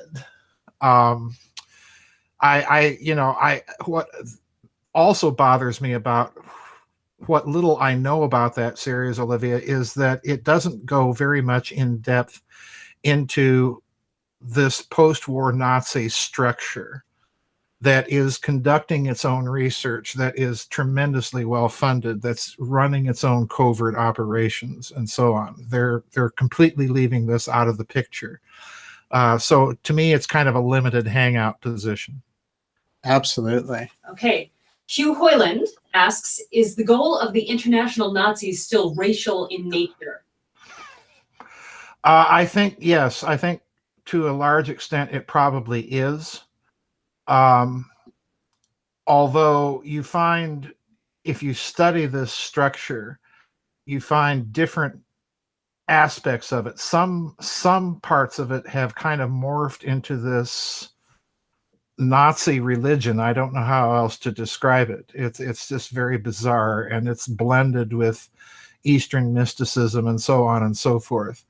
The hard core of it, however, I suspect probably still is very, very eugenicist oriented. It strikes me that one of their goals is to ratchet up tensions with Russia again, to try and get everybody involved in a shooting war so that they can come in and pick up the pieces. I think that they have been hugely instrumental in setting up the Islamic world for, a fall. So yeah, I have no hesitation in saying that the basic ideology probably hasn't changed all that much. Okay. CC Jarvis, has Joseph seen or heard that Nazis had orders to root out hybrid humans concentrating on the fringe, small ethnic populations? Hybrid humans? Mhm. I have not heard that. That must be something new going around the internet. The Nazis, just like the Soviets, did have whole experiments dedicated to literally recreating the Aryan Superman. The Lebensborn project was part of this. I think that there's a case to be made that perhaps they even had a much better handle on genetics than the public narrative would have us believe. I can get into that someday, perhaps. Okay. Yeah. That is interesting. And I think the idea there was, it's one of these things where you do hear about this, that part of the agenda that they were working on, that they were working with some ET group that was trying to eliminate another ET group, basically. But it's hard to follow that trail. For sure. Well, I don't get into that because you know me. I'm a documents guy, and where the story of crash saucers and Nazi Roswells is just not very well, in my opinion, very well documented. So I don't place much stock in that argument. There is the argument that Mr. Hoagland advances from time to time that the only way to account for this explosion of technology during the 12 years of the Third Reich is that they had to have help from somewhere. Mhm. And in fact, you do have Dr. Hermann Oberth being asked by American reporters when von Braun brings him to this country after the war. They asked him very directly, where did you guys get all this stuff from? And he just very bluntly says, well, we had help. Yeah, right. So, the question is, was it Maria Ortzik? Right? well, yeah, that's the problem, because Oberth was also, in addition to being a brilliant rocket scientist, he was also very heavily into the occult. So, that could mean anything in his case. That's crucial. Yeah. And it's interesting to think about that. Most of the top line of the Nazi leadership, deep on the occult side, not afraid of the subject at all. Yeah. What else? Hot past 79. How did the Germans get all this tech ahead of the rest of the world? Well, I think that my basic line is that with outfits like the Kammlerstab, you had a culture in that secret projects agency that was deliberately set up free of any Nazi ideological influence. He just basically said, okay, guys, forget all this party nonsense. I want you guys to brainstorm what we need to do to get from point A to point B in terms of secret weapons technology. And he even went so far as to set up a top secret kind of scientific magazine, which circulated amongst the scientists and technicians of this group so that they could read and circulate their ideas and papers with each other. This, it was kind of a DARPA in this respect, and I think it was the model for DARPA. The other thing that you have to remember is that Nazi Germany was really the first modern great power that took very seriously the idea that ancient texts might contain some sort of clues to an advanced technology. And this is basically the approach I take in my books that deal with ancient society and technology. So you have a culture that is, particularly within the SS, that is set up. Heinrich Himmler actually sets up a bureau of the SS called the Ahnenerbendienst. And in the memorandum that establishes this agency, he very bluntly states that your goal is to research all of this ancient lore, occult lore, esoteric tradition, you name it, for any potential military application. So in other words, there it is. Nazi Germany is trying to, as it were, recreate Atlantis and this idea of a sophisticated technology. So I think a large part of it, you don't have to go to ET or crashed flying saucers or reverse engineering. They are willing to brainstorm in any area that seems off the beaten path. And to be sure, when you establish that kind of thought culture, that kind of brainstorming culture, 95% of your ideas are going to be flaky and they're going to go nowhere. It's the other 5% that you've got to worry about. And clearly, there is enough in the record to suggest that they were hugely successful in what they accomplished. Stop and think. Every modern weapons system that we have today, cruise missiles, television-guided missiles, heat-seeking missiles, acoustic torpedoes, wire-guided missiles, ballistic missiles, phase conjugate radars, over-the-horizon radars, even lasers, in my opinion. All of this, it was achieved by the Third Reich in some prototypical form. And that's an indicator of this brainstorming culture that they set up. They were willing to think outside of the box. Amazing. And that makes me think of when they had the 1936 Olympics, they broadcasted it through television throughout Germany. Yes. We didn't even pick up television until 14 years later. Yeah. Well, as a matter of fact, they brought the American inventor for a lot of those vacuum tubes, Philo Farnsworth, to Nazi Germany and bought licenses from him to create that technology. But here's the thing. In the SS Brotherhood of the Bell, I have a picture of one of those big television cameras at the Tempelhof Field in Berlin during the Berlin Olympics. And it's this gigantic, huge, clunky, piece of equipment. It's huge. But by the end of the war, they had miniaturized components to the extent that they could fit a television camera in a shoebox to put on their television guided missiles. So in other words, even in terms of miniaturization, I even have pictures of little semiconducting chips. Please note what I just said. Little semiconductor chips from 1940 that were used in German radios. Now, that, folks, is a step on the technology tree to the integrated circuit. Wow. It's amazing because in one of your books, I'm trying to think, it might be this book, you have that fascinating picture of Delschow. Yes. His paintings, and it looks like a nuclear reactor, but he painted it far, far before we had it like that. Yes. I think it's incredible. I really do. And when you think of the accomplishments that they had and the level of technology that they were at, the rest of the world was so far behind. Yeah. When we went in there to Nazi Germany and started combing through it, we and the British, and conducting reports, many of the people were just dumbfounded at what had been achieved. It boggles the mind. Like I say, every weapon system that we have right now existed in some prototypical form by the end of World War II. Wow.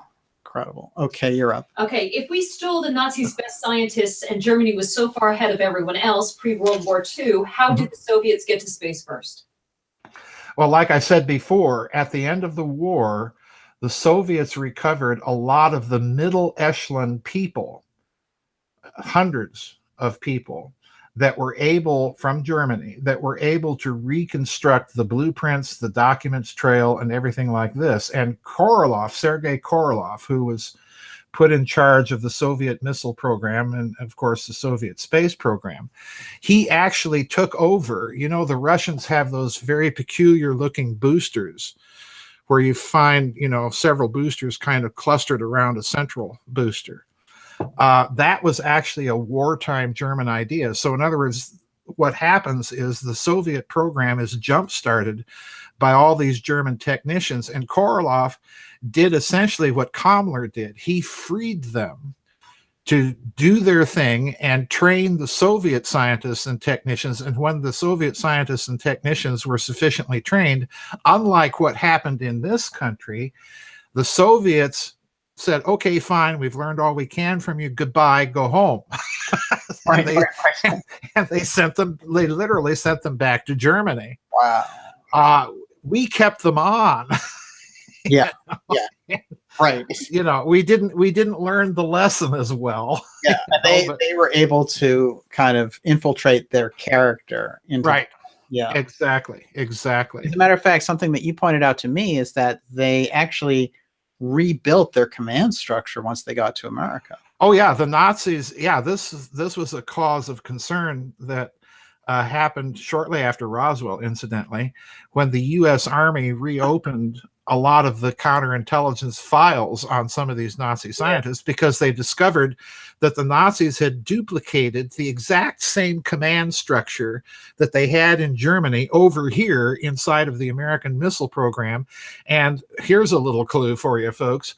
They discovered, these Nazis are driving around in nice big brand new Mercedes-Benz cars on salaries from the U.S. Army that couldn't afford a Chevy. Right, yeah. So they're getting money from somewhere, and then they discover that these Nazis at Fort Bliss in El Paso also have mail drops across the border in Mexico. Oh. And that they also seem to be getting instructions by radio from somewhere.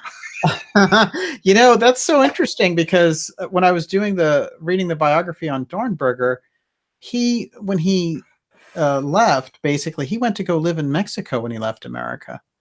In the 80s. So, Mexico. Well, that may have something to do with the Nazis having bombed Mexico with a V2. Oh, well, wait a minute. You're not going to get away with that one. When did that happen? It happened in 47, I believe, 47 or 48. The Nazis are, teaching us how to launch these V2 rockets. Oh, right.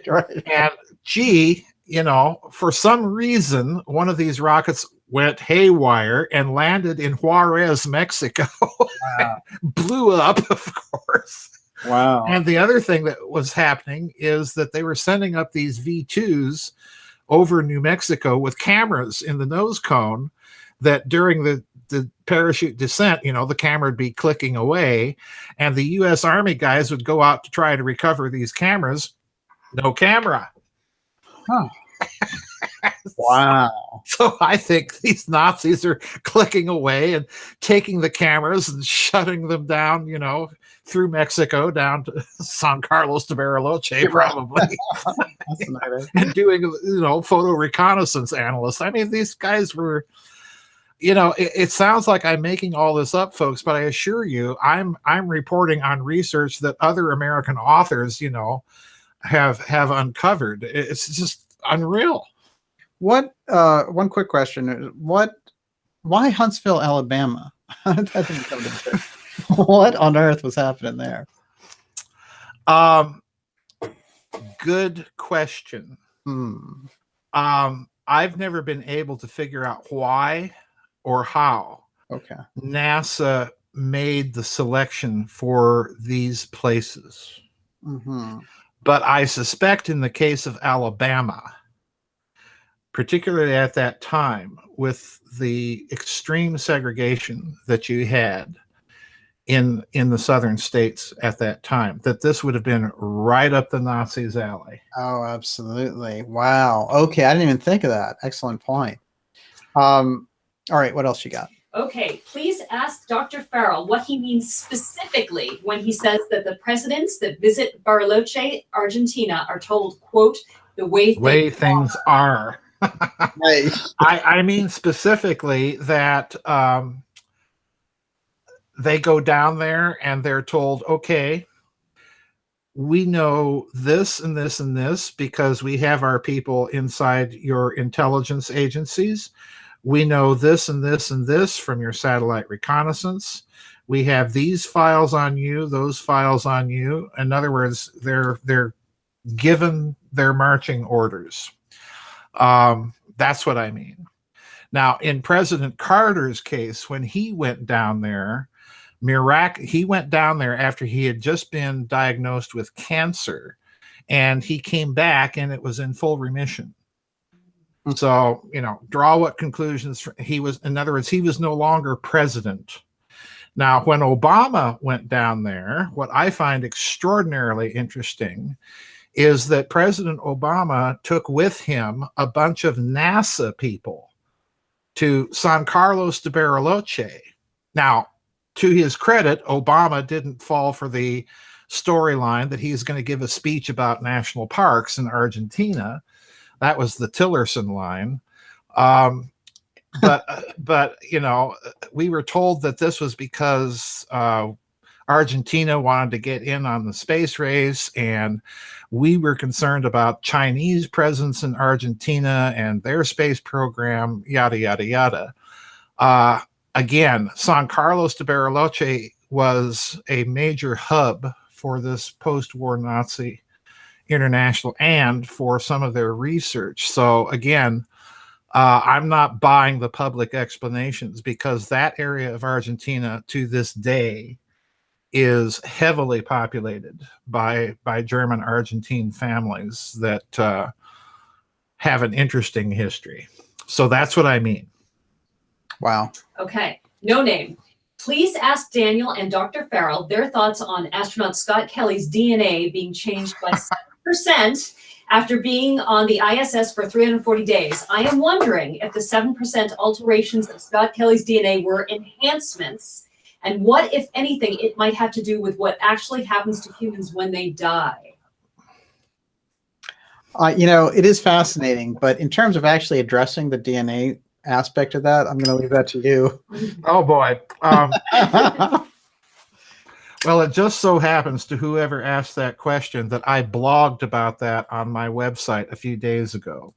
Okay. And that's GizaDeathStar.com. Yeah, GizaDeathStar.com.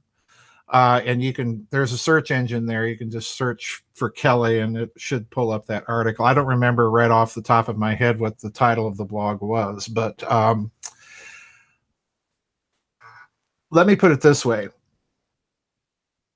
It's been known for quite some time that prolonged space exposure does have physiological effects. Now we know that these effects are genetic in nature.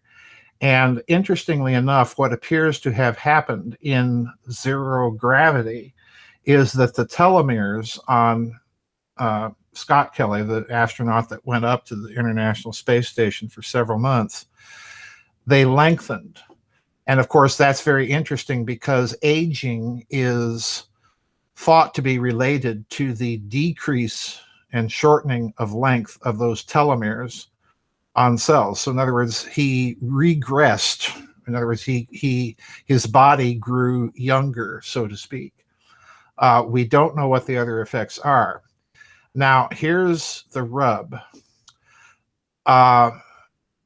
And this is not a story that's very well known. You have to kind of really dig for this one. But many astronauts and cosmonauts have reported that when they're up there, they see their family members, which I find very interesting. Again, that zero gravity seems to have some sort of cognitive effect on us.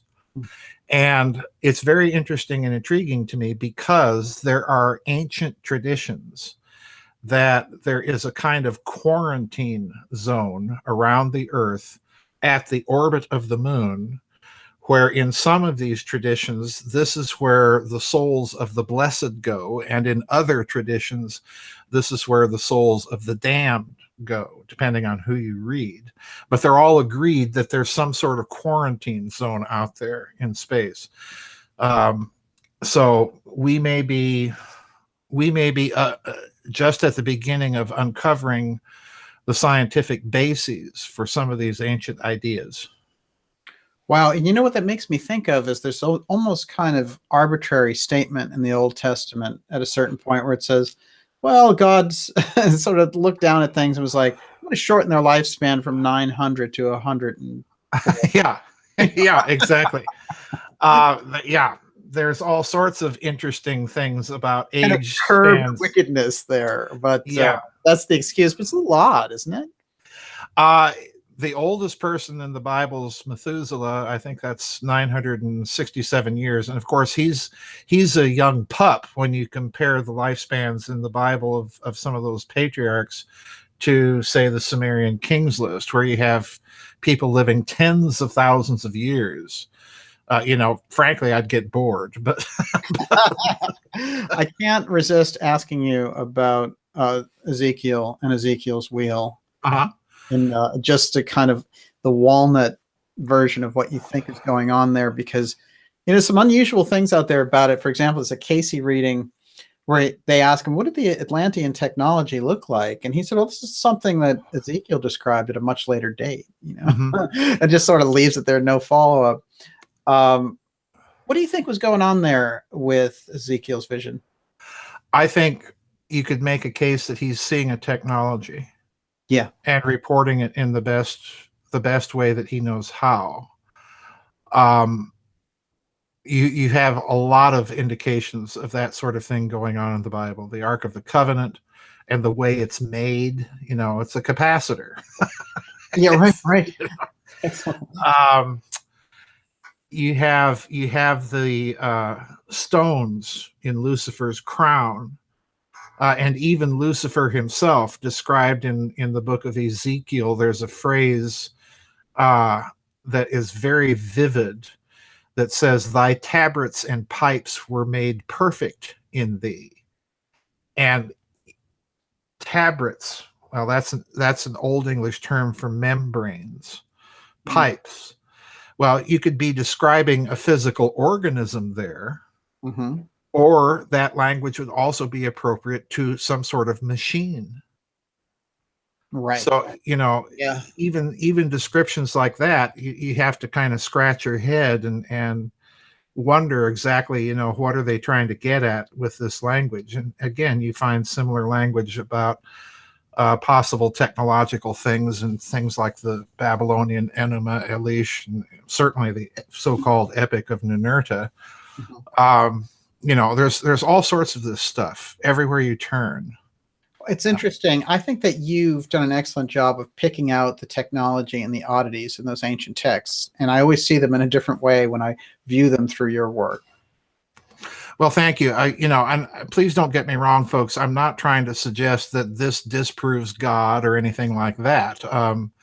I'm a both and person rather than an either or person. Right. If that makes any sense. Yeah. We have those people who are all too willing to say, oh, that was just, they had technology and they bowed down to them as they were gods and there was no such thing. Well, I have no objection to God using technology, Yeah, right. So, he can do whatever he wants to do. So. Anyway. Olivia, you're up. CC Jarvis, does Dr. Farrell have any new information that affirms or puts his cosmic Versailles theory into question? Into question? Not into question. I wouldn't put it that way. More support, probably. Maybe to a certain extent modified, but not to question it. I still think that that's a very plausible way of looking at some of those ancient texts and what followed after the war, the so-called cosmic war that I talk about. I haven't found anything to modify that idea. And I will say to people who want to get a handle on that, the video that we did from the Secret Space Program, you've got that information in there. So yeah. You look for the Secret Space Program. There's a link to it at darkjournalist.com with the roundtable, and that'll get you into that set of videos. So highly recommended. That's from basically a little over 2 years ago. Yeah. And see, just like Catherine's, this report.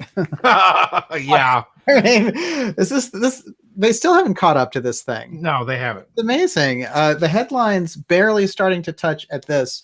And this came out literally at the end of 2015. So we're talking over 2 years ago. Yep. That's how Catherine rolls. But geez, unbelievable. Yeah, she's ahead of the curve on all of this. Way ahead. I don't know how she does. I mean, it's really, Well, she has kind of a community-driven website like I do. Yeah. And she gets so many articles that people are sending her, and she's a speed reader. Yeah. So she reads and devours information like nobody I've ever seen in my life, and is able to connect these dots. And she follows the money. Yes. And that's what makes her work so unique, and I think the reason that we kind of hooked up was that we were seeing the same thing, but we were coming at it from entirely different points of view. Yeah. She's seeing all this missing money, and it's in astronomical amounts of money. And what are they using it for, I think is her question. And she came to the conclusion, well, it has to be something that would require a lot of money and technology, space. And that was her conclusion. I came at it from, the historical angle and Nazis and hidden systems of finance, but basically came to the same sort of conclusion. The other thing that I think in her case was a part of her thinking was, we've got all of this money, and yet it's not showing up on any economic or financial indicator. So, it's like power being bled off an electrical circuit. Where's it going?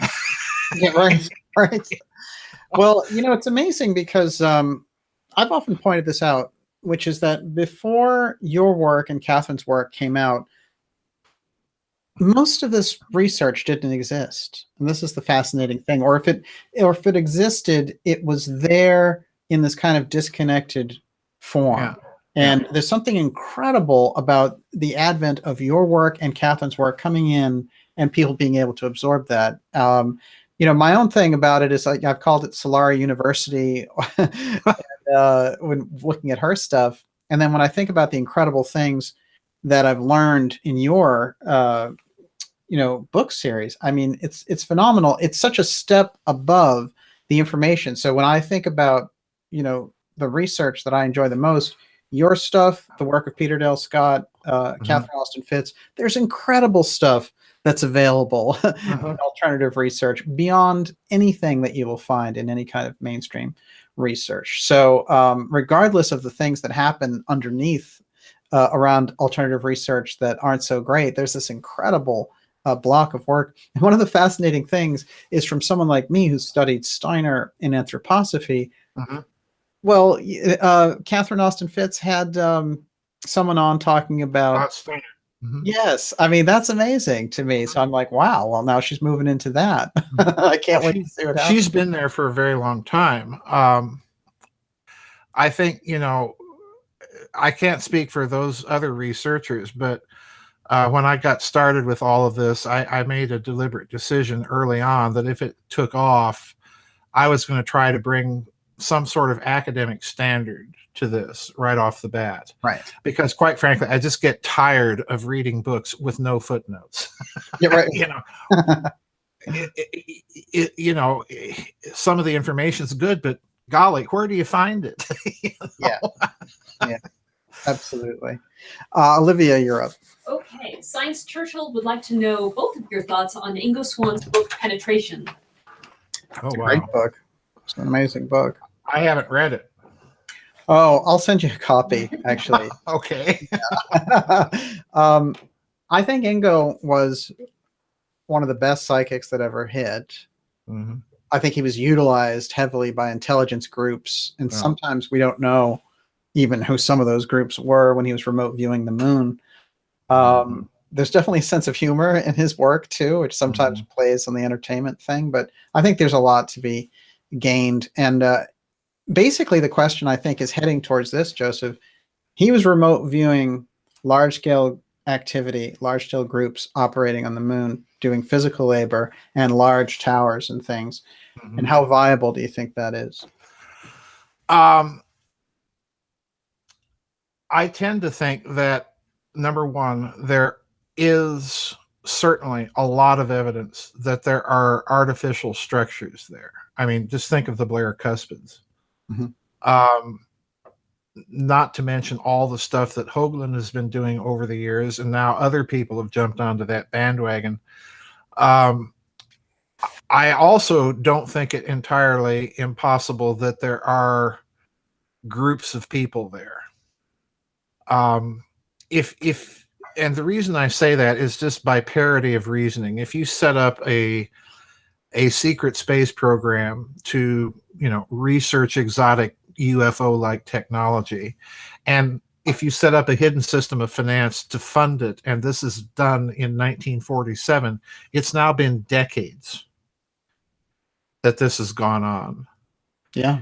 And I can't imagine that with that kind of money and the talent pool available that you haven't been able to achieve anything. Right. So, I wouldn't be surprised if somebody's already up there, mining or doing whatever. I think all of the articles and stories that we have about space and going to the moon and mining it, I think this is more just to prepare people for something that's already probably been happening. The Germans now want to put a 4G mobile telephone network on the moon. Well, why do you need a telephone network on the moon? Oh, maybe so people there can phone home, No one does better geopolitical analysis on Germany than you. You're definitely you've got like some kind of an interesting simpatico going on there. Well, I've always been fascinated. I grew up around Germans. I play the organ. My teacher was a German. My godmother was German. They're interesting people. Just don't put a helmet on them. Right. All right. We'll take the final round of questions now. Richard Clemens. Brandenburg talks about a nuclear explosion on Mars, which destroys Mars and some sort of civilization. Does this connect with Joseph's cosmic war? Oh, yes, absolutely. Absolutely. I know Dr. Brandenburg. We've met a couple of times. We've spoken at a couple of conferences together. We've spoken privately.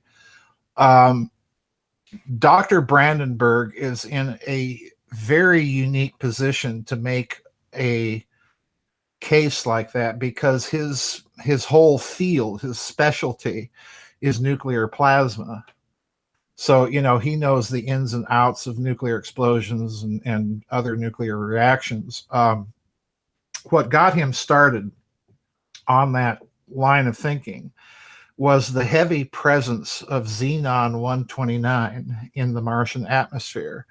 And xenon-129, so far as we know, is only produced in a nuclear explosion. Now, the difficulty there, as far as I can tell, is that it's produced as a byproduct of a fission reaction. In other words, splitting the atom. What he's talking about in terms of wiping out Martian civilization is a thermonuclear explosion. In other words, a really large hydrogen bomb, which would lead to a very different set of chemical residues. So I'm not quite sure how he makes the connection between the two, or even if he does. But yeah, I think it's a highly plausible hypothesis. My own hypothesis is rather that if we're dealing with an ancient civilization with an interplanetary capability, hydrogen bombs are probably, like firecrackers. They're child's play. I think you can make a case for much more exotic and much more sophisticated weapons. And you certainly have indicators that something like an exotic weapon may have been used on Mars with the Valle Marineris, that big Grand Canyon-like feature that's a big scar right across the face of the southern hemisphere of Mars, almost along the equator. That looks to me like a fantastically powerful sort of electrical arc of some sort. Scoured that out. And you find similar things, incidentally, on the moon, although on a much smaller scale. So yeah, I think it has a lot to do with cosmic war. Fascinating. That's a great book too. It's incredible work. Okay, last question, Olivia. Last question. Mhm. It better be a good one. Oh, actually, everybody wants to know both of your book lists for further study. Well, I had one right here. This one for further study. This is Joseph's book. That is Covert Wars and Breakaway Civilizations. This is foundational material. And Joseph's book, Cosmic War. Cosmic War. On these topics, I would say Cosmic War. Read the Nazi series of books, which is a lot of them, but it takes a long time to tell that story. The the Covert Wars and Breakaway Civilizations book is part of a kind of a mini series within my books. The first one in that series is a book called Saucers, Swastikas, and Psyops. It's an overlooked but important book. Then Covert Wars and Breakaway Civilizations, and then Covert Wars and Clash of Civilizations are the 3 books in that kind of little mini series.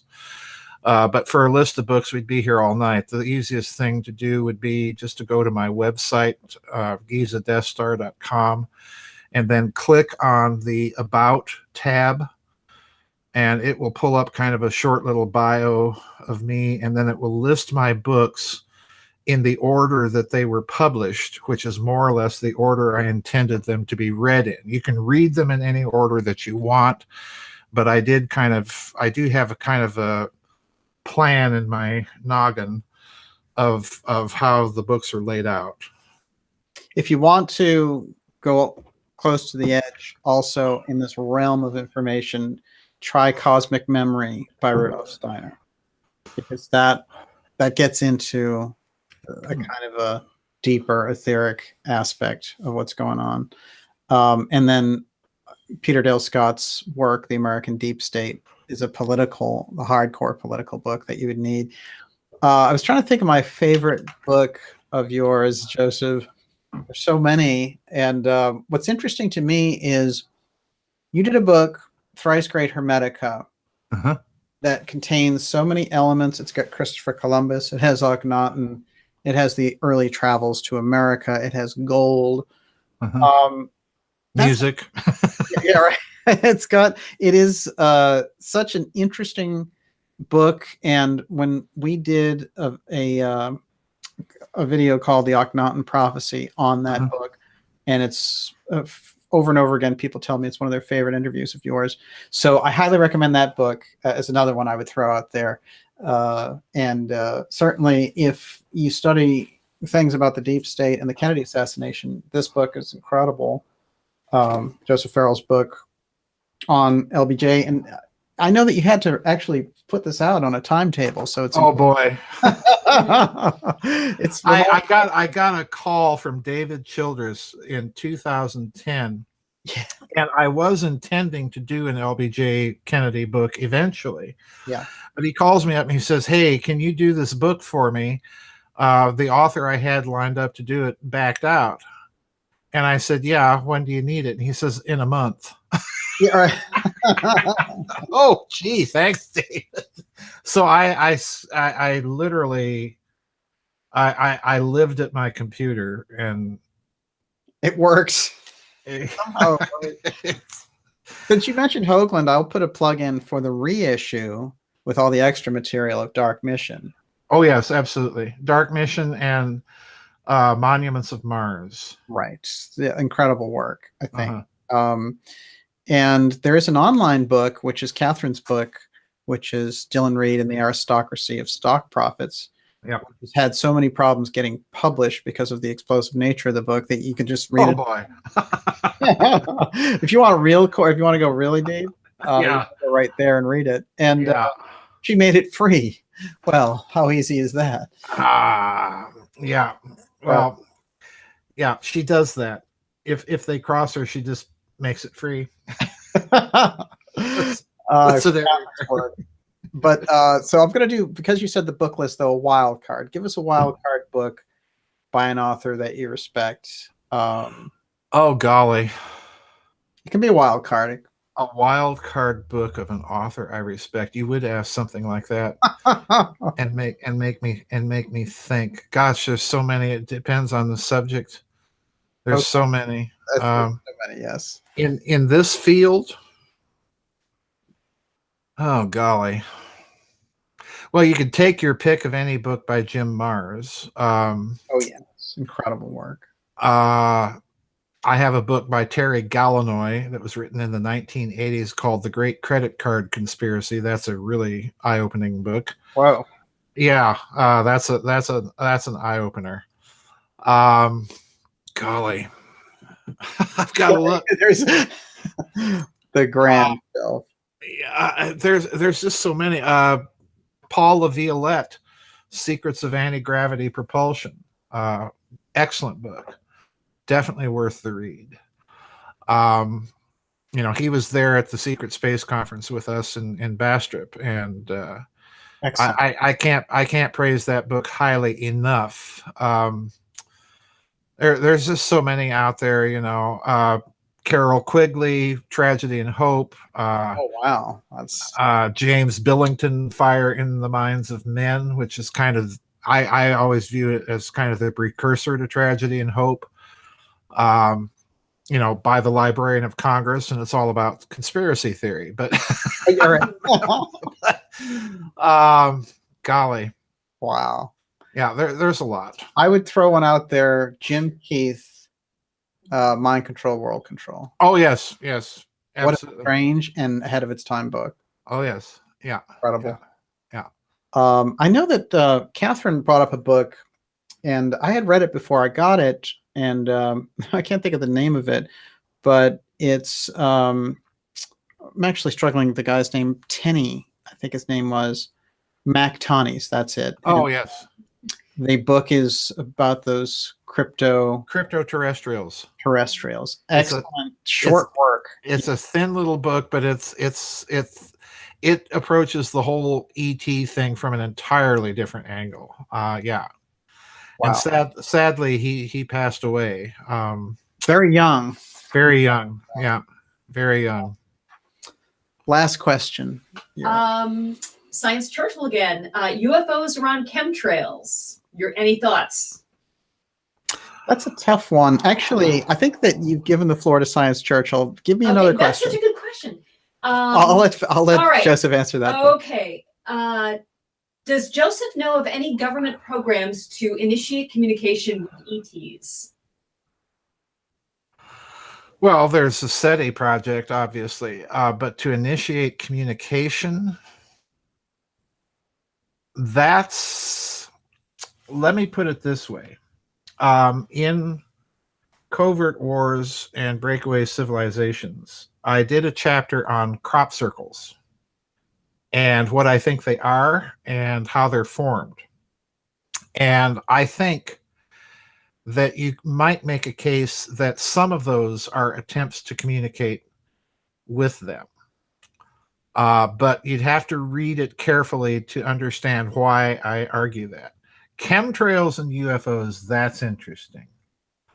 I don't know of any UFO reports directly connecting a UFO with a chemtrail operation. However, I do think that Eliana Freeman, is that her name? Freeman? Ilana Freeland. Freeland, yeah, that writes about the space fence in connection with chemtrails. I do absolutely believe that she is onto something, because I myself have advanced the hypothesis on a couple of occasions that what they're trying to do is change the electrical conductivity of the atmosphere for defense purposes. That could be almost anything. So it's an interesting question, and it may be related to the UFO. Eventually, I want to do a book about what I think chemtrails are. And I do think that there's a space connection. So I'll just leave it at that. Fascinating. It sounds like an Atlantean crystal disaster in the making. Yep. But I will say this about chemtrails, and I've interviewed Alana about the space fence here, and one of the things that she gets into on that is about how UFOs are taking on plasma. Yes. And that's in the whole atmosphere of that. So that is fascinating. And the fact that she has a broad enough palette to go into both sides, Right. no question, and which I don't think most people who are into the geoengineering side are so interested in the UFO thing. So for her to take on both sides, I think is incredible. And the Space Fence book is remarkable. Olivia? Okay, one final question. Has Dr. Farrell ever seen a UFO? Yes. Yeah. One time. I wrote about that in, I think, Covert Wars and Breakaway Civilizations. In fact, I put a photocopy of the little drawing I made in one of my notebooks, and I can't even find the notebook anymore. But I had a sighting when I was living in Spearfish, South Dakota. I would, I'm usually up until the very wee hours of the morning, dawn usually, and I would go late at night around 2 or 3 in the morning down to a little 24-hour convenience store that was right off the campus of Black Hills State University. And, I would walk and think and, watch the deer and the cougars and the mountain lions and the bears and other things that came into town at night and try to avoid them. But on my way back one night, Spearfish sits just to the east of Crow's Peak, which is a big 6,000-foot tall mountain just this side of the South Dakota-Wyoming state line. So, it's a big black shadow, and then the stars are out. And I looked up, and I saw this strobing thing. I don't know what to call it. It was just a strobing thing that just zipped behind the mountain real fast. And I didn't think anything about it for a couple of seconds, and I walked on, and I thought, oh, I've just seen a UFO. Wow. Because there was no sound of a helicopter. It was moving far too fast for a helicopter. There were no sounds of jet engines. It was just this strobing thing. Wow, incredible. Wow. It's amazing.